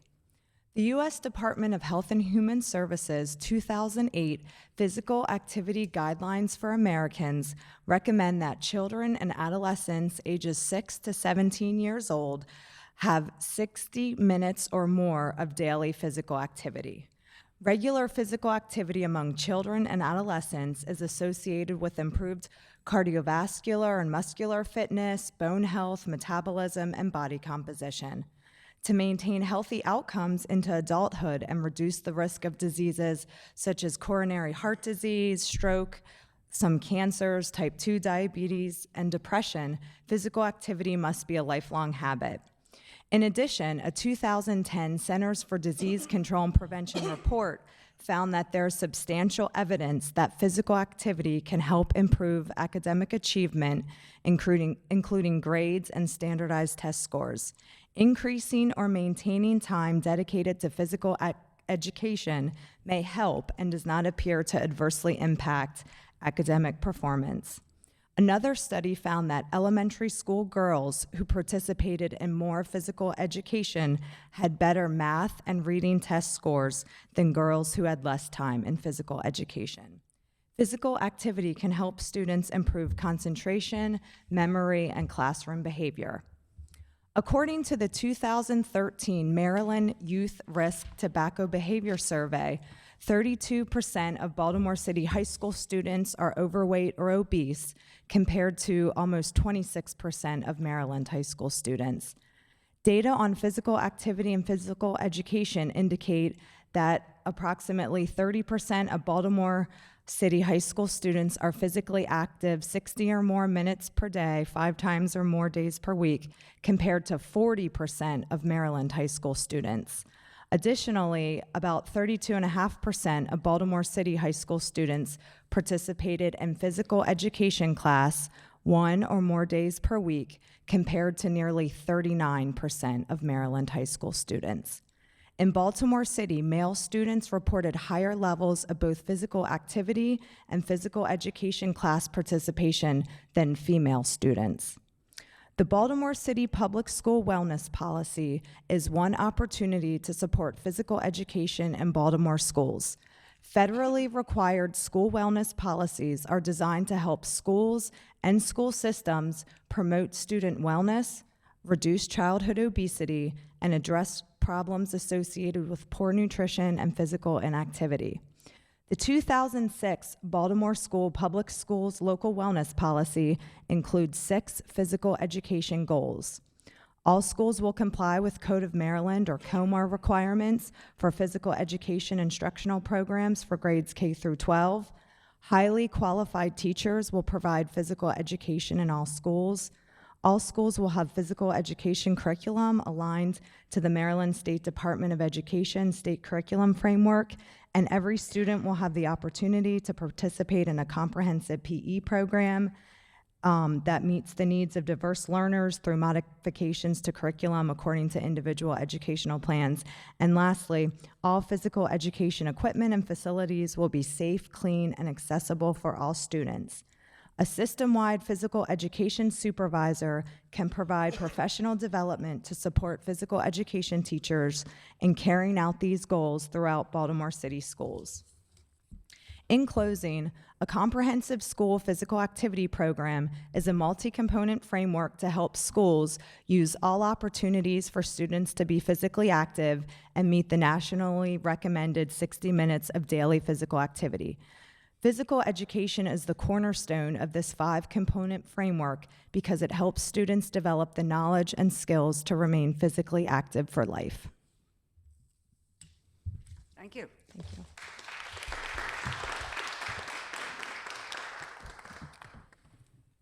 That's a lot of awesome statistics.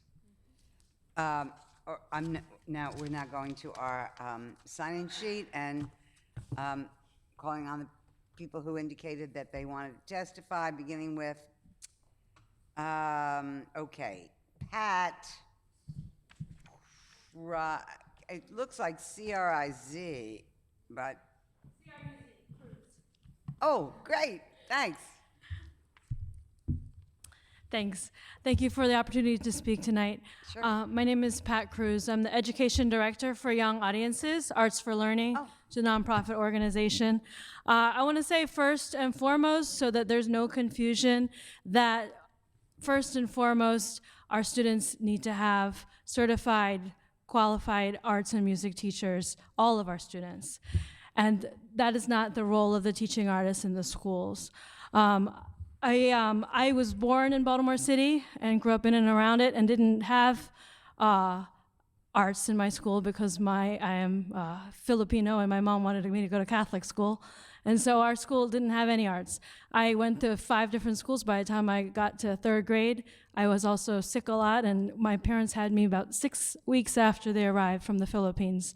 So I grew up hating school and just not feeling very successful at all. And my role now, I feel, is to help kids to love school again. And I want to think about all the kids that hate school right now because there is no arts, because there's no PE class for them. And that's what makes kids want to come to school.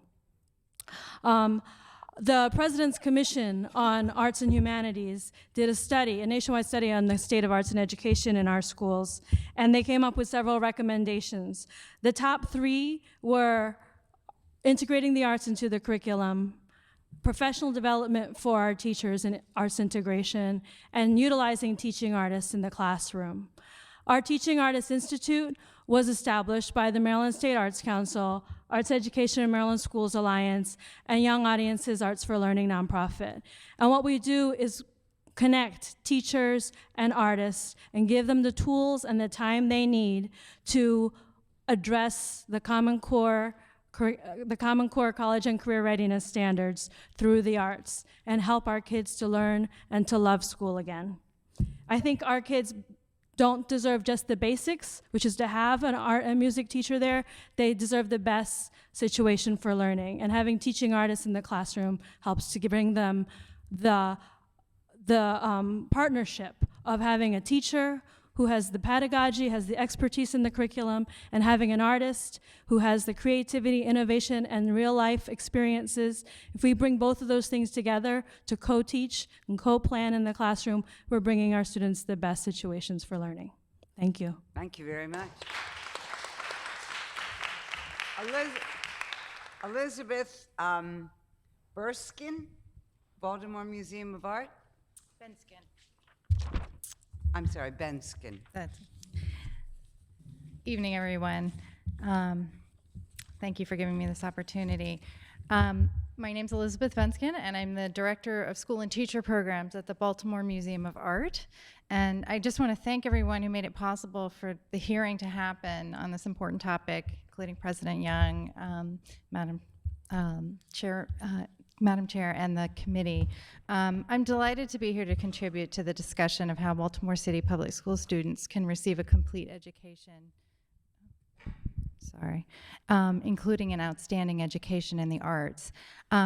I do want to say, though, from a personal perspective, I'm just so encouraged to hear people's testimony because I grew up dancing. Angela and I had a teacher in common, Sylvester Campbell, who was at School for the Arts. He was a pioneer and an amazing, amazing person. And I love the discussion that Mr. Day and Mr. Jones brought up about the intersection of physical education and art, because they do intersect so much, and I feel like ultimately those things come together. And what are we talking about? We're talking about healthy bodies, healthy growing minds, and that's what I use every day as an adult. What I don't do very often as an adult is take tests. That's not something that's part of my daily life. So I just wanted to put that out there. From the perspective of an educator at a museum, I did want to share some of the meaningful and measurable differences a visit to an art museum can make for K through 12 students, because I know we're talking about how we can best utilize all the community resources for all of our children in Baltimore. From 2012 through 2013, Crystal Bridges Museum of American Art and the University of Arkansas Department of Education conducted the largest ever study on the impact of one-time school tour visits to an art museum. And the results demonstrated that students not only remembered large amounts of information about the works of art that they saw, but they also showed statistically significant gains in critical thinking, historical empathy, tolerance, and interest in art museums. And a critical finding of the study was that the greatest impact was on students from rural areas and high poverty schools. So at the BMA, in our Close Encounters Multiple Visit program with fourth grade students from the city schools, teachers overwhelmingly report that through the program, students engage in critical thinking, demonstrate curiosity and creativity, connect art to their lives, and understand that art expresses and inspires stories. So arts experiences matter in the social, creative, and academic development of students. We in the arts community are looking forward to partnering with the city schools under the leadership of Dr. Thornton and all interested Baltimore citizens to make experiences at cultural institutions a valued and integral part of learning for all students and all children across the city. Thank you. Thank you.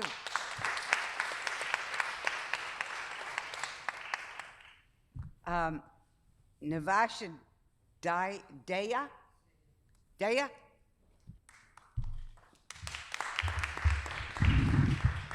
It's Navasha Dea, and I would like to thank you for your audience, Council President Jack Young and Madam Chair and all those who are still here.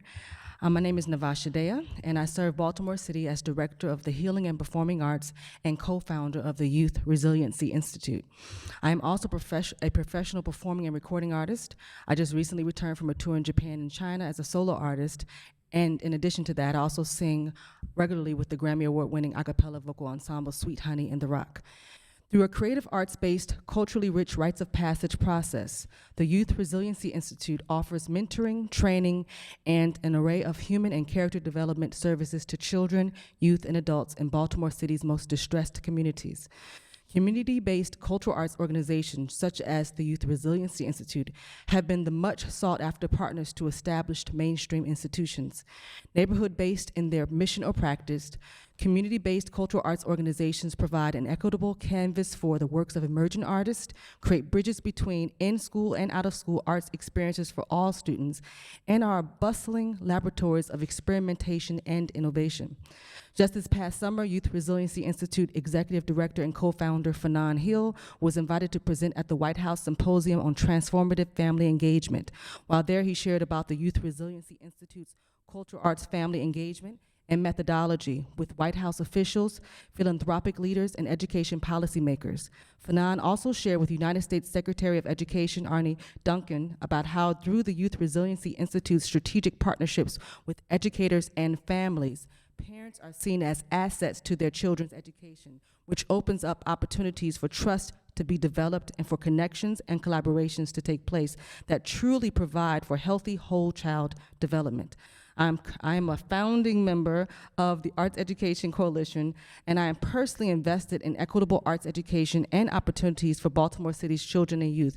I'm also a trained music educator from Morgan State University under Dr. Carter, sorry about that. That's another teacher. And I've had excellent arts educators in my whole life from childhood to adulthood. So thank you for your audience. Thank you. Yeah, okay, he knows me as a singer. Thank you. Oh, yes. How's your body? Khalil Gibran, yes. And I want to say real quick, I'm speaking for someone else that signed up, and they might be after me, I'm not sure, Jeannie Howe from GBCA. Oh, I know, I just met her. Yes, and she had to leave, so she wanted me to read her testimony. Is that okay? Sure. Okay. The Greater Baltimore, I'm also... Or you could give it to us and we'll put it in our file. Well, okay, so I will just give it to you and for her. Okay. Yeah, that would be fine. Thank you for your time. If that's okay, thanks. Thank you very much. Oh, thank you. Thank you. So Carolyn had, wait a minute. Bridget Thompson. Parent. Who? Mr. Jones, Coach Jones? Coach? You dropped something.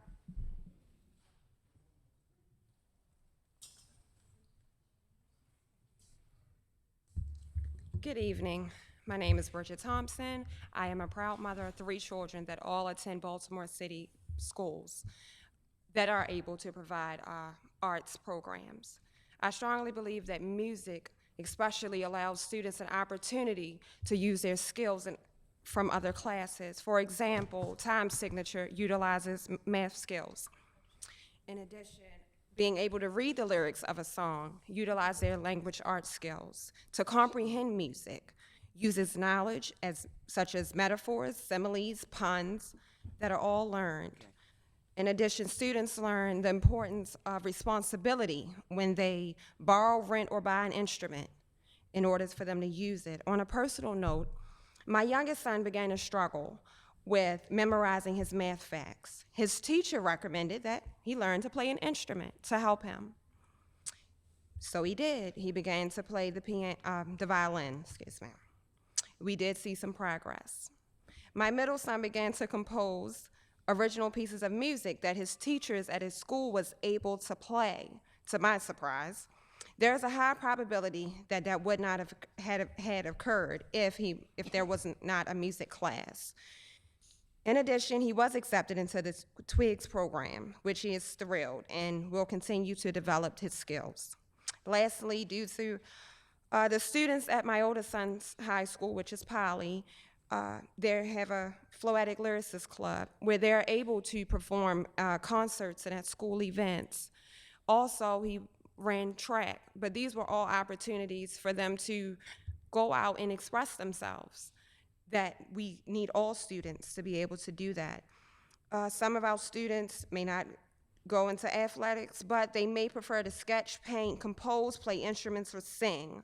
Without arts in education every day, those students' potential may not be realized. Unfortunately, I have relatives at other Baltimore City schools who are not given this opportunity, which saddens my heart. And I am thankful that I'm thankful that my children are able to attend Monarch Academy, which supports them. They're able to do productions. They did a rendition of The Lion King. All of these are great opportunities, but it's sad that some schools will never, well, I'm not going to say never because we are going to change that, We're working but on it. to this point have not been able to do that. And my son would like to speak.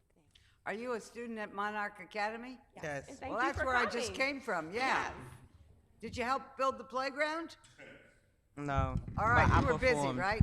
Being in school. Ready to perform. You're on.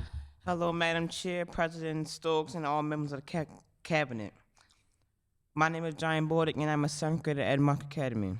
I was presented with a question: why is music important? To me, music is important because music is a personal getaway from daily problems, bullies, teachers, anything. Music is comforting because when the going gets tough, there's a shoulder to lean on. It can be your favorite song or your best friend. And music, you make tons and tons of relationships go to bed. The person beside you in music class can be the person who helps you ace a test or a crying shoulder. The possibilities are endless. Music is a way of self-expression. You can express yourself through dance or a song. For me, it is my trombone. When I'm sad, I play the blues, but when I'm happy, I play anything. Last school year, I was accepted into Twigs for trombone. I started Twigs 2 weeks ago. Twigs make me feel like I am held to a higher standard than most kids. I push to exceed expectations. That's what art means to me. But before I leave, I would like to thank my music teacher, Ms. Hoffman, for introducing me to trumpet and trombone. That's it. Amen. What's your name?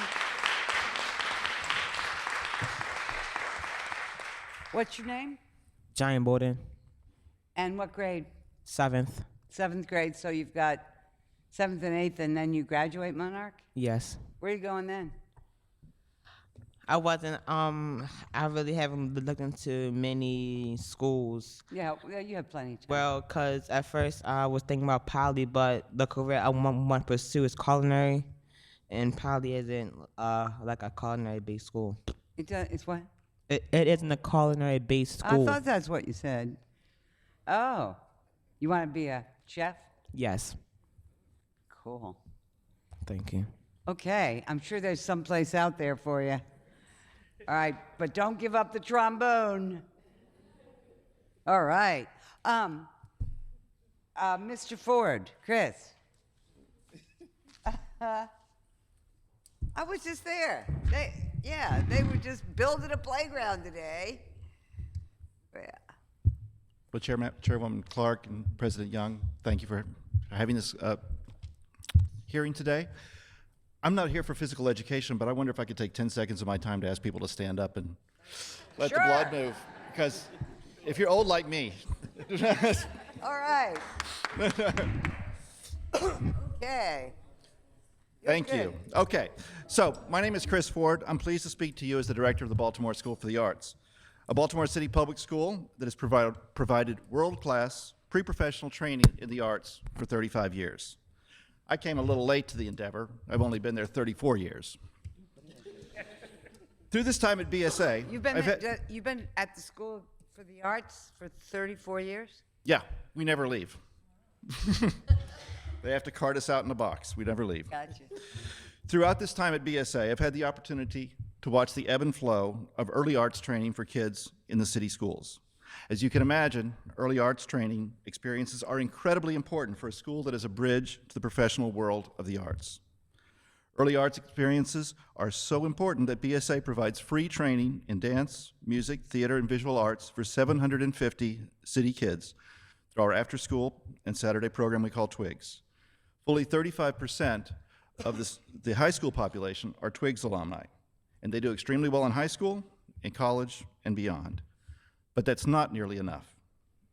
My sense of the trend, backed up by many conversations with parents, is that city school students do not have enough arts experiences that awaken an interest in cultural activities. Second, provide early touches with the diversity of artistic endeavor. And third, develop initial skills that can show students, families, and others their artistic potential. I'd like to borrow a thought from Lance Williams. Lance is a BSA grad. He grew up in very tough circumstances in Edmondson Village, recently appeared on Broadway and was profiled in the New York Times. In his words about access, if a kid has never seen a play, how will they know they're an actor? Fortunately, Lance's grandmother got him to Twigs, and he found his calling. He was lucky, she was wise. I'm certain that many, many children don't have that kind of luck to see their future. I'm certain about that because despite the effort that goes into programs like Twigs, BSA's student population is increasingly made up of families with the means to provide extra non-school arts experiences. We need to do better for all of our children, particularly those that don't have extra private support. BSA is eager to lend its 35 years of arts education experience to be part of a broader solution to arts for every kid in Baltimore. Thank you. Thank you.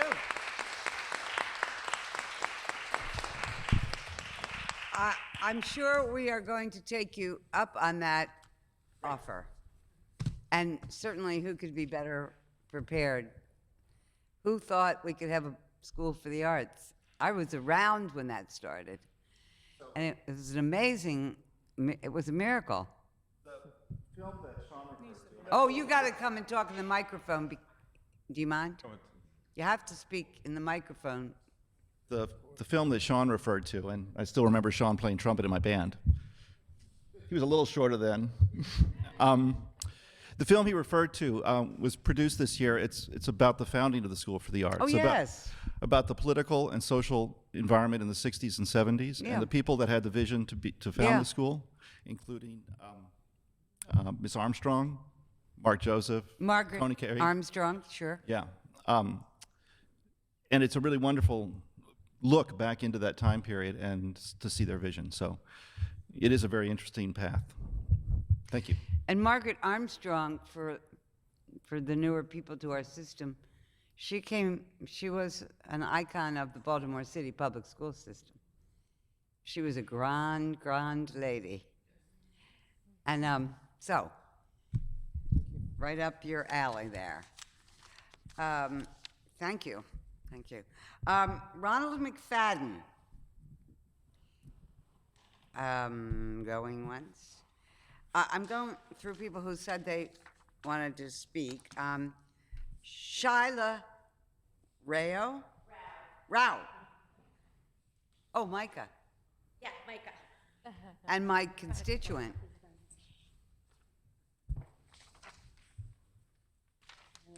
Okay. Just some copies of what I was going to say. Thank you. Thanks. All right, I'm 5 foot, maybe 5'3" in these heels. There we go. All right, so the question was asked, do we have certified arts teachers who could fill these positions? And the answer is definitely yes. So my name is Shyla Rao. I am a sculptor, art educator, educational researcher, and one of the founding members of the Arts Education Coalition. That must have been some meeting. I also direct the Masters of Arts in Teaching program at MICA. And this program teaches artist teachers in visual arts education for pre-K to 12 certification. And by the way, we have 30 graduate students graduating this May who are very highly skilled in developing a sequential visual arts education and arts integration curriculum. Back to the script.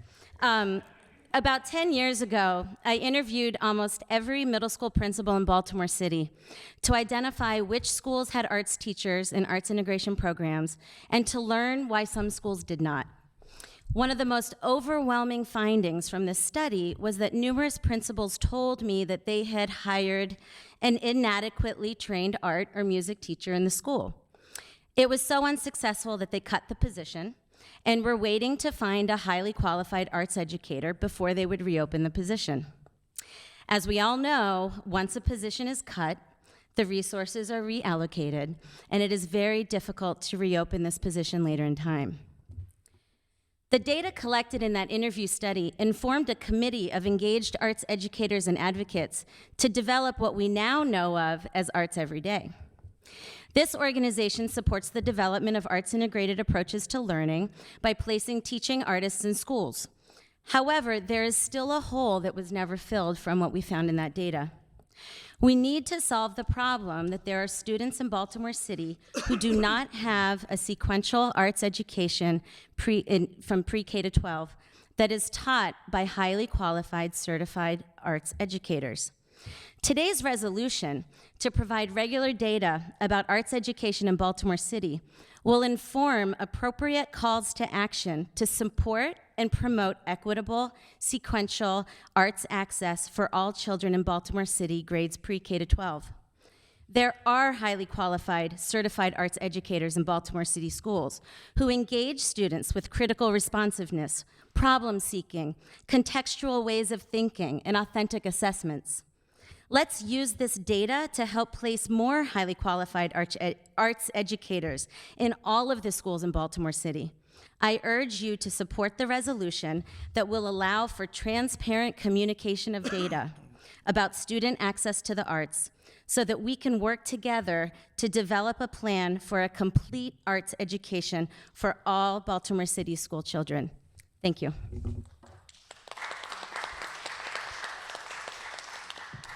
Thank you very much. So, Micah can do it, right? Sounds like a good challenge. We're getting a lot of them. Good. All right.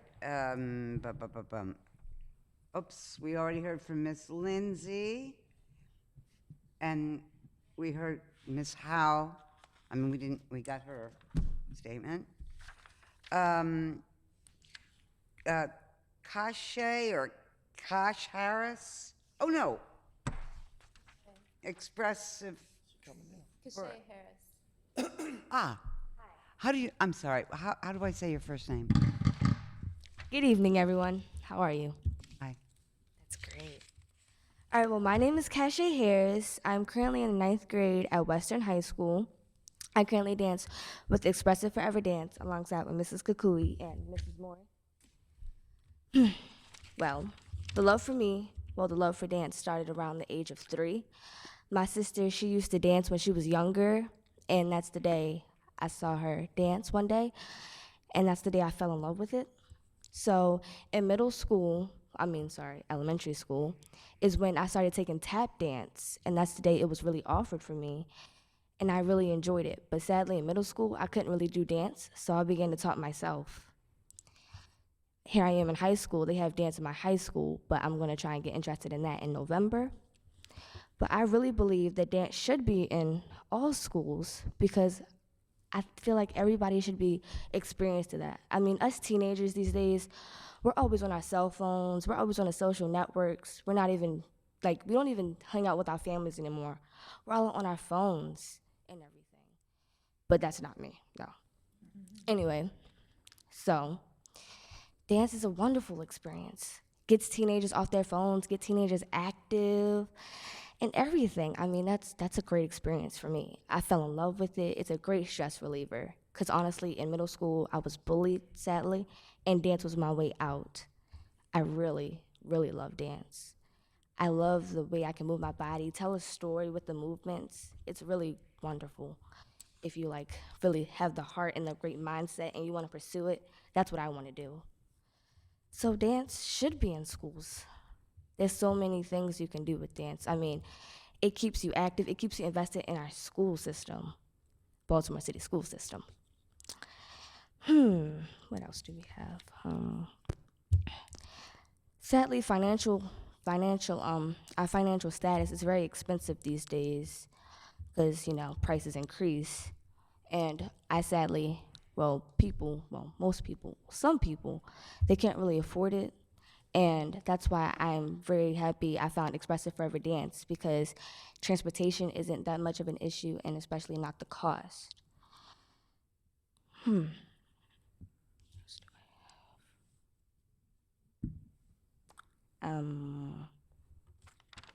I believe that's it. I think you've said it. That's it. I think you have. Thank you. Thank you. Thank you so much.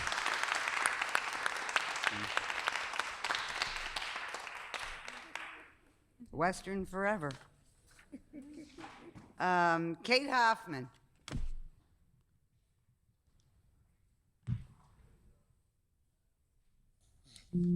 Are you the trombone teacher? Yes. That's what I thought. I don't have much to say. I just want to share my experience in Baltimore City as an arts teacher and a music teacher, and talk a little bit about the importance that I've seen with and the changes that kids have made throughout the years that I've been teaching. First of all, I've been in Baltimore City for 9 years, and in that time, I've been at 5 different schools. And the reason why I've been at 5 schools is I've been cut from programs, not because of my abilities, but just because of funding. You're an art teacher. And exactly, it's not been a priority for a lot of these schools. And I would really like to see that change, and that has to change through the district level of requiring these programs to be in schools. But when I have been teaching at schools, I've seen numerous changes in my students. At the first school I was at, Southeast Middle, which is no longer in existence, I taught one young man, his name was Xavier, how to play saxophone. And later, he discovered that singing was actually what he liked to do. And now, as an adult, he's in community college right now, but he has been auditioning for The Voice and actually getting auditions for actual national TV shows with his vocal abilities. I've also even seen at my school right now, even with Jaheim, how he's become a lot more focused in all areas just by playing trombone. Now, the things that have hindered me, even in my current school, to make a program that's amazing is scheduling. Lots of times, most of our administrators do not understand the needs of scheduling for programs. I know I heard earlier the need for classes for both lessons as well as whole ensemble classes. A lot of our principals don't schedule band programs or performing programs that way. Another problem that I've seen as a teacher is just funding. I have instruments that are broken that schools don't repair because there's no money. Or reeds for my students. I can't provide that for them, especially our students that are underprivileged and don't have the money to go out and buy reeds. And valve oil. Reeds. Yeah, like for clarinets and oboes. And I'd really like to see, and I challenge the city schools, to centralize that budget. I know in other counties, there's a specific music store that the teachers will send instruments to get fixed, and it's paid for by the central budget, not by specific schools. I also know a lot of times that I know we have site-based funding in the school, and I know the purpose behind it, but with that, you can't actually require these principals to have these programs necessarily because they're deciding what teachers and what programs they want in their schools. That should be something that's centrally funded, just like special education is centrally funded in our schools.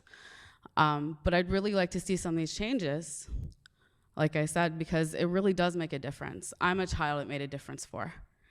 And I don't really want to get much to my personal story, but I was labeled as emotionally disturbed as a child.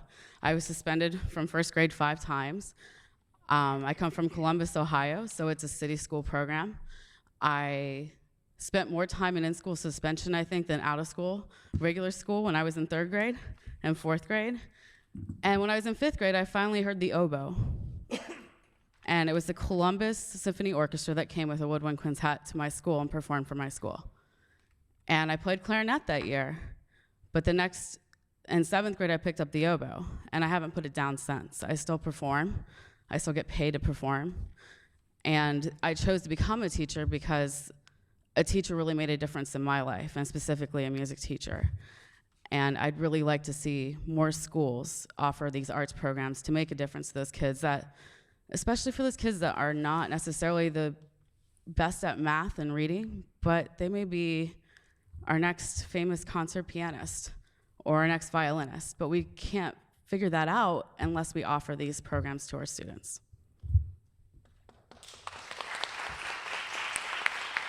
Thank you.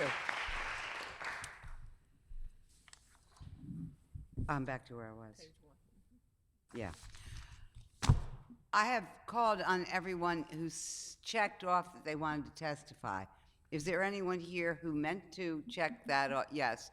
Well, could you please just kind of line up and let's hear from you so I know how many people we have?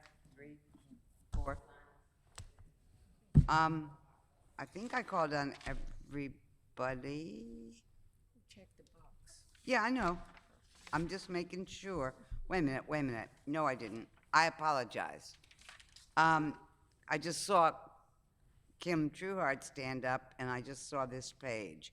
So I have Kim Trueheart, Bridget Thompson. Did she spoke. But here's a person who hasn't, and Jaheim Bolding. That's her son. Oh, okay, so, all right, so, okay, so, I'm sorry, Kim, and then the 3 people who stood up, I'll call you up after, yeah.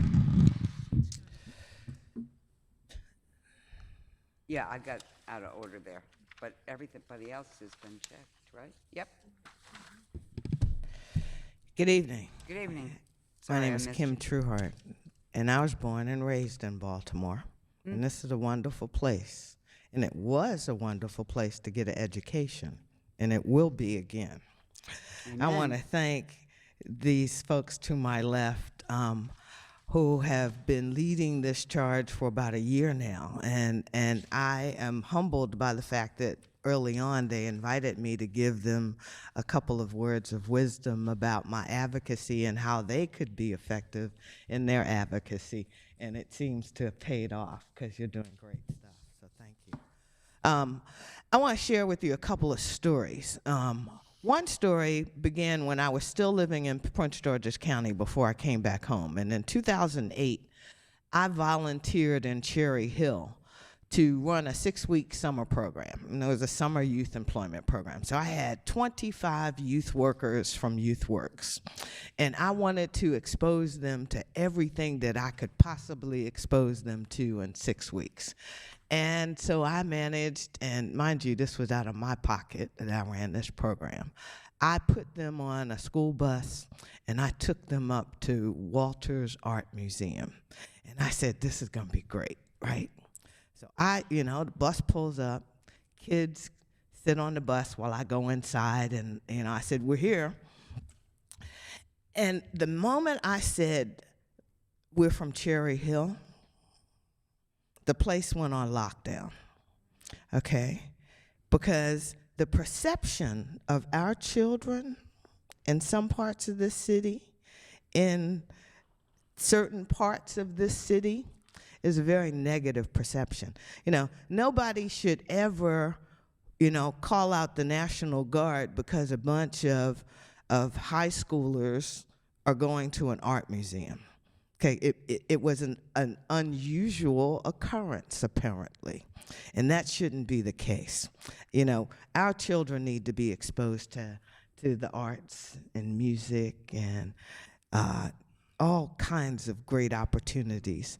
And the mere fact that they reacted that way, and I was offended. I told the manager I was offended. And I got all kinds of apologies, but the apologies should have gone to the children for us failing them. And then on the other side of the spectrum, when we took over the Liberty Rec Center, one of the things I'm most proudest of is that was November 2012, we got the keys. That summer, we got a $20,000 arts grant from Annie E. Casey, and that allowed us to hire 2 art teachers at the rec center, 4 art teachers really, 2 visual, 1 dance, and 1 music. That was a really great summer. Okay, and the kids used the rec center as a palette, and that was the instruction to the art instructors, was let the kids decorate the rec center. Oh.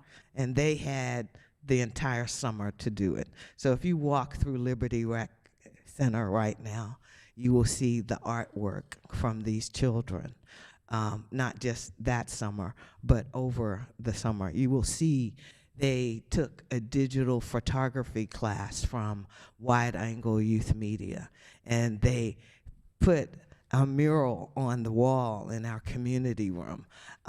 So we have been attempting to expose our children to arts and enriching activities like you wouldn't believe. And it pays off because these kids thrive, and they show how creative they are, and they show that they want to learn and are capable of doing some fantastic things when given the opportunity. So the bottom line here in this conversation, and I'm going to use this word that probably is probably in my vernacular, profane, and that's inequity. We have a system here that is not equitable, and I use this word quite often, and Ms. Chin has heard me use it here lately. The system is inequitable, and every child in Baltimore deserves art and gym and at high quality, and that's not happening. And so until we have equity in the system, okay, you know, this is a matter that when I was going to school, it wasn't a question of whether or not you had these things as part of the curriculum, not after school, as part of the curriculum. It was a given that these things were included in the curriculum. And so I think the school system needs to make it part of the curriculum, because if you have a well-rounded curriculum, okay, that's fundamental to it. The other thing is the funding of this, and I was glad to hear Dr. Thornton say he's reallocating funding for this. And so, you know, when we had our summer arts camp last summer, we hired a music teacher who was a music teacher at a high school in Baltimore City, and I won't say which one, but to facilitate the music program, she'd go over to that high school every morning and bring some instruments over to us to facilitate the summer camp, which is awesome that we do that. And I don't know whether she had permission or not, but I think we need to facilitate that. You know, the instruments that we have, I'm sure we're short in numbers, but if we can loan them out, let's loan them out. Okay, so that every child has an opportunity to use them. That would make sense to me. The other thing is we've got a fund for quality gymnasiums, quality ball fields, tennis courts, playgrounds. And I'm not sure that we are, from a capital perspective, making those investments across the city equitably. You know, someone mentioned Under Armour earlier, and Under Armour has done something at the high school level, but our younger ones need equal attention, and I don't know that Under Armour has done anything. The other thing, last thing I want to talk about is this childhood obesity thing. Okay, we need to engage our kids and get them off their butts and out of the seats in the classroom. There's this thing that we used to have called recess. Okay, there's an organization here in the city called Playworks, which specializes on recess. And they have partnered with some schools, including Liberty, where they engage every child in this elementary school in a recess period every day. Yep. Okay. Now, the other thing is they need equipment. They need balls, jump ropes, hula hoops, you know. So from a funding perspective, where's the funding for those sorts of things coming from? And if the expectation is that the community has to raise the money for that, then tell us. Well, but my expectation it's is a lot of money. It's in the budget. It's like $20,000. It used to be a school. I don't know what it is this year, but it's a lot. Bottom line is, if it's part of the curriculum, then it ought to be funded. And it shouldn't just be funded at some schools, because right now, it's a matter of the schools that are fully enrolled have great budgets to work with. And we have a lot of schools that are under-enrolled. And so the per-student funding formula does not give those schools that are under-enrolled the discretionary dollars to do anything beyond hire the staff. Amen. And so we need to make some adjustments in how the funding is allocated across the board so that every child gets the fundamental education that they need. Reading, writing, arithmetic, physical ed, and art. Because that's the learning that I got, it's the learning you got, No, it's the learning but that, I've seen it. yeah, well, it works. He had It works. I And didn't. there's no reason why it shouldn't work today. And these children need it because every kid Amen. isn't gonna be a scientist, okay? And so when we have great people like these folks who are saying, let's work on this curriculum thing so that it is comprehensive and that we develop great children, listen to them. Amen. Okay. All right, we got 3 people waiting to testify. Come on up. Good evening, Madam Chair and the members of the committee. I'd like to acknowledge Angela Kukui and thank her for inviting me here. My name is Linda Denise Fisher-Harrell. I am a native Baltimorean. I grew up in Baltimore. I am a product of Baltimore City Public Schools, where we used to have gym. And it was mandated, I think presidentially, that we do a certain amount of push-ups and a certain amount of sit-ups. And we had to climb the rope and write on the ceiling and all of those things. So being physically active was always a backbone in my life. In elementary school, I was a clarinetist. I played clarinet in middle school. And then somewhere around high school, I wanted to be in a Michael Jackson video. That's all I knew. I just wanted to be in a Michael Jackson video. And so I auditioned for a special place, the Baltimore School for the Arts. And thankfully, they accepted me. And I'd like to just put this phrase out there: you never know when you're planting seeds. With that primary ambition of being in a Michael Jackson video, I took on the education that the Baltimore School for the Arts gave me kind of not seriously when I first got there, but then I saw a company called the Alvin Ailey American Dance Theater, and that was afforded to me by the Baltimore School for the Arts. I believe we walked to the Lyric from the Baltimore School for the Arts, and we saw what was called a mini performance, and it was free. And for the first time in my life, not only did I see so many African American people on stage, I saw excellence at the highest level, and it changed my life. When I went back to school, I said, oh no, Michael Jackson can wait. I'm gonna do that. That's exactly what I did. When I graduated from the Baltimore School for the Arts, I attended the Juilliard School before becoming a member of the Hubbard Street Dance Chicago, where I toured Poland and Germany and France and Italy. And then I became a member of the Alvin Ailey American Dance Theater, where I danced under the direction of Judith Jamison for 13 years. Coming back to Baltimore after my retirement, I became a faculty member at the Baltimore School for the Arts, where I went back to school. I got my Master's of Fine Arts degree in dance. I am an associate professor at Towson University, where I teach dance. I am the senior seminar advisor, where I encourage arts advocacy. I literally put kids in my van, and we go to Capitol Hill, and we talk to our congressmen and our senators about the importance of arts advocacy and arts funding. So you just never know. And I try in my scholarship and what I do, I reach out to Baltimore City Public Schools, Baltimore County Public Schools. I've been bringing them to Towson University to see Ailey 2, the junior company of the Alvin Ailey American Dance Theater, for free. Because just like me, you never know what you're gonna plant in those kids. You never know what they're gonna see once they see excellence. I've even started a summer camp, the Ailey Camp Baltimore, and that is for Baltimore City kids and Baltimore County kids, and it instills excellence. And I just wanna stress some of the things that dance can do. It can convey the value of commitment, self-discipline, dedication, and emotional expression to be found in the art of dance and in the arts in general. It develops specific and measurable physical, analytical, and artistic skills.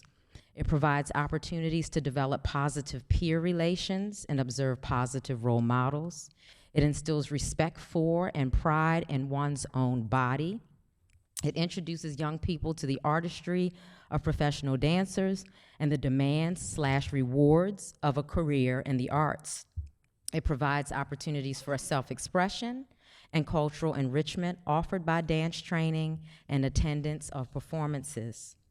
Dance classes emphasize posture, focus, rhythmic movement abilities, dramatic presence, and physical and mental discipline. Students learn not only fundamental steps and dance routines, but also self-confidence and poise that come from approaching dance as a means of communication and expression. So it's not just physical activity, it is an art form. It is a practice. It is where one can practice excellence. It's where students can experience the art, or I would say the practice of becoming. How do I stick to something? How do I work towards a goal? It gives them the feeling of accomplishment. Thank you very much. Thank you.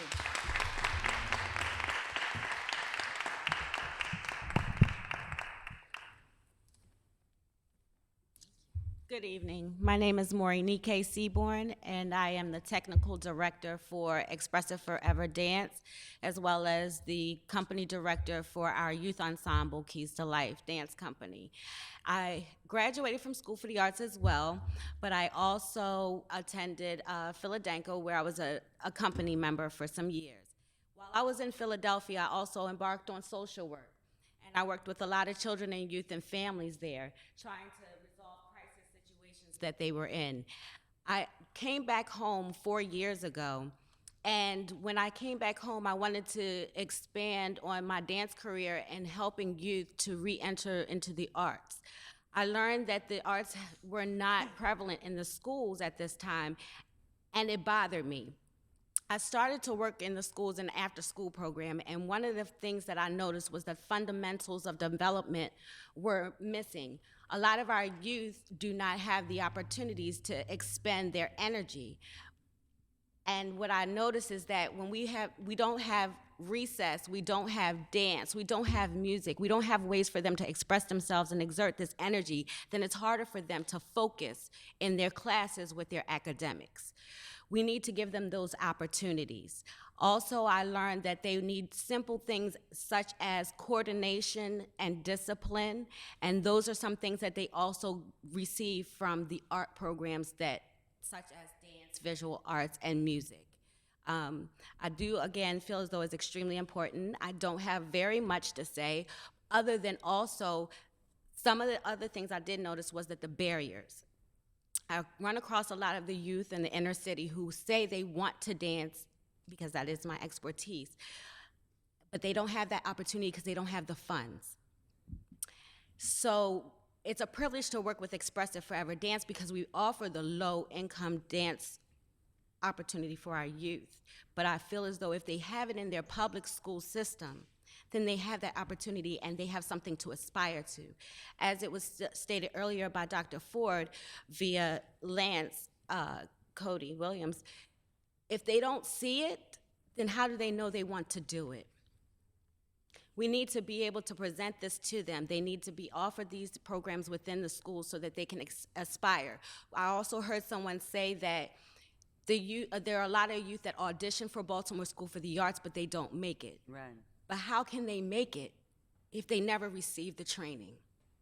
So if we introduce it to them at the early ages of kindergarten, first grade, and second grade while they're in school, not only will it increase their academic excellence, but it will also give them the opportunity to explore the other passions in their life, and it will also give them the opportunity to be healthier. So I really, really appreciate the things that are happening tonight, and I look forward to even more advances that are going to come. And I appreciate the work that's being done to implement art programs back into the schools because it is very essential for our children, youth, and our families. Thank you. Thank you.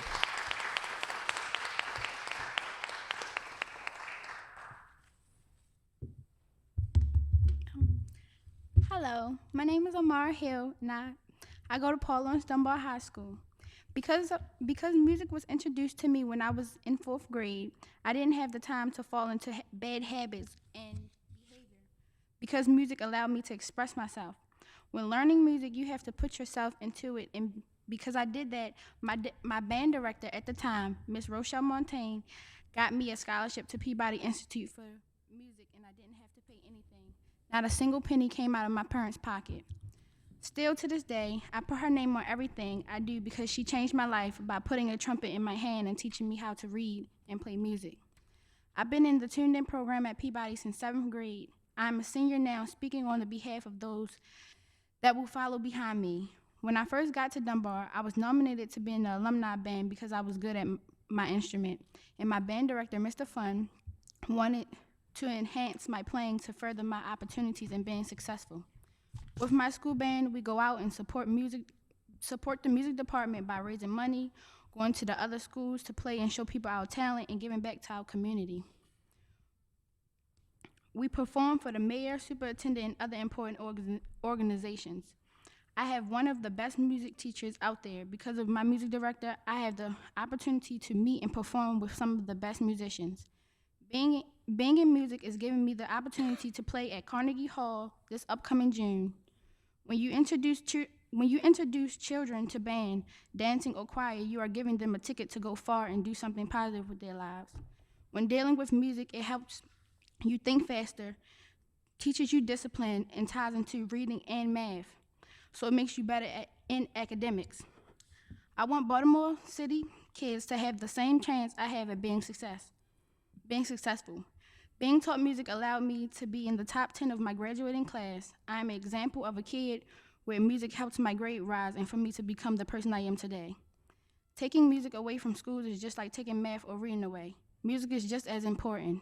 One thing that I can put on my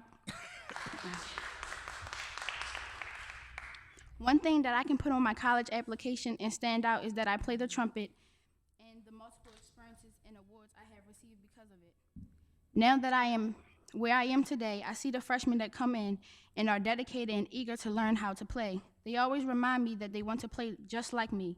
Because of this, I want to go to Howard University to major in music education so I can come back for those kids that don't want to be a lawyer, a doctor, or English major. Believe it or not, Baltimore City have some of the best talented kids in the music department. Because of the music teachers, I am one of them standing here for all of them today.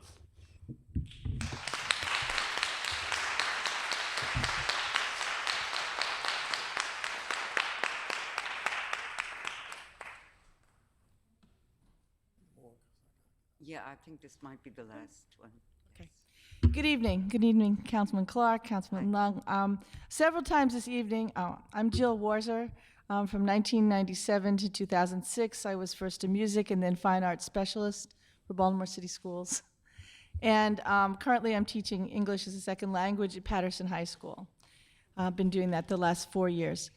I just wanted to speak to a couple of things. One is that a few times this evening I've wondered if I was dreaming, because I think there are many people in this room who've been down this road many times and seen efforts stalled and then sometimes stopped. And I feel more hopeful than ever that, there's a significant, what's behind this effort, the collaboration that's coming together, and with your support especially, putting forth this resolution and asking the school system to step up to the plate, the opportunity that we have with Dr. Thornton and with your leadership. Right now, we have probably the best possibility we've ever had for many years. When I came into the system, I found a report from 1988 from Charles Fowler about the dearth of programs in the city schools. Subsequently, we worked on a fine arts strategic plan that was actually adopted by the school board in 2000, but unfortunately, for the most part, never implemented.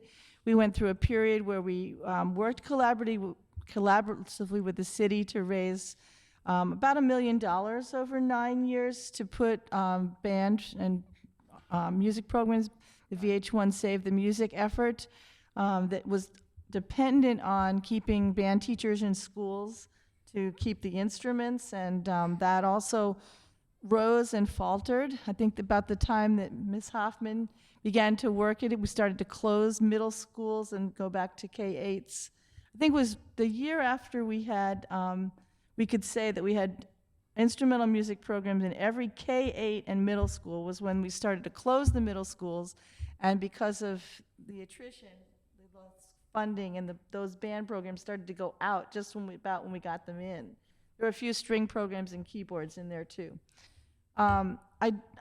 So, you know, there've been many efforts. I think the cultural community's been involved. There's an amazing history in terms of the history of arts education in Baltimore City going back a long way. If you think of Cab Calloway at Frederick Douglass High School and the academy there that's named after him that also has faltered in recent years for lack of support. It's used to be one of our strongest high school programs, arts programs. I wanted to speak specifically to the issues of whether there are teachers and certified teachers to be hired. Absolutely. You know, sometimes in a system, because people are in certain boxes in terms of their roles, you know, things are missed. For example, curriculum specialists weren't supposed to be engaged with human capital in recruiting and helping to place music teachers or arts teachers so that they would be in a situation where they could utilize the strengths in their backgrounds.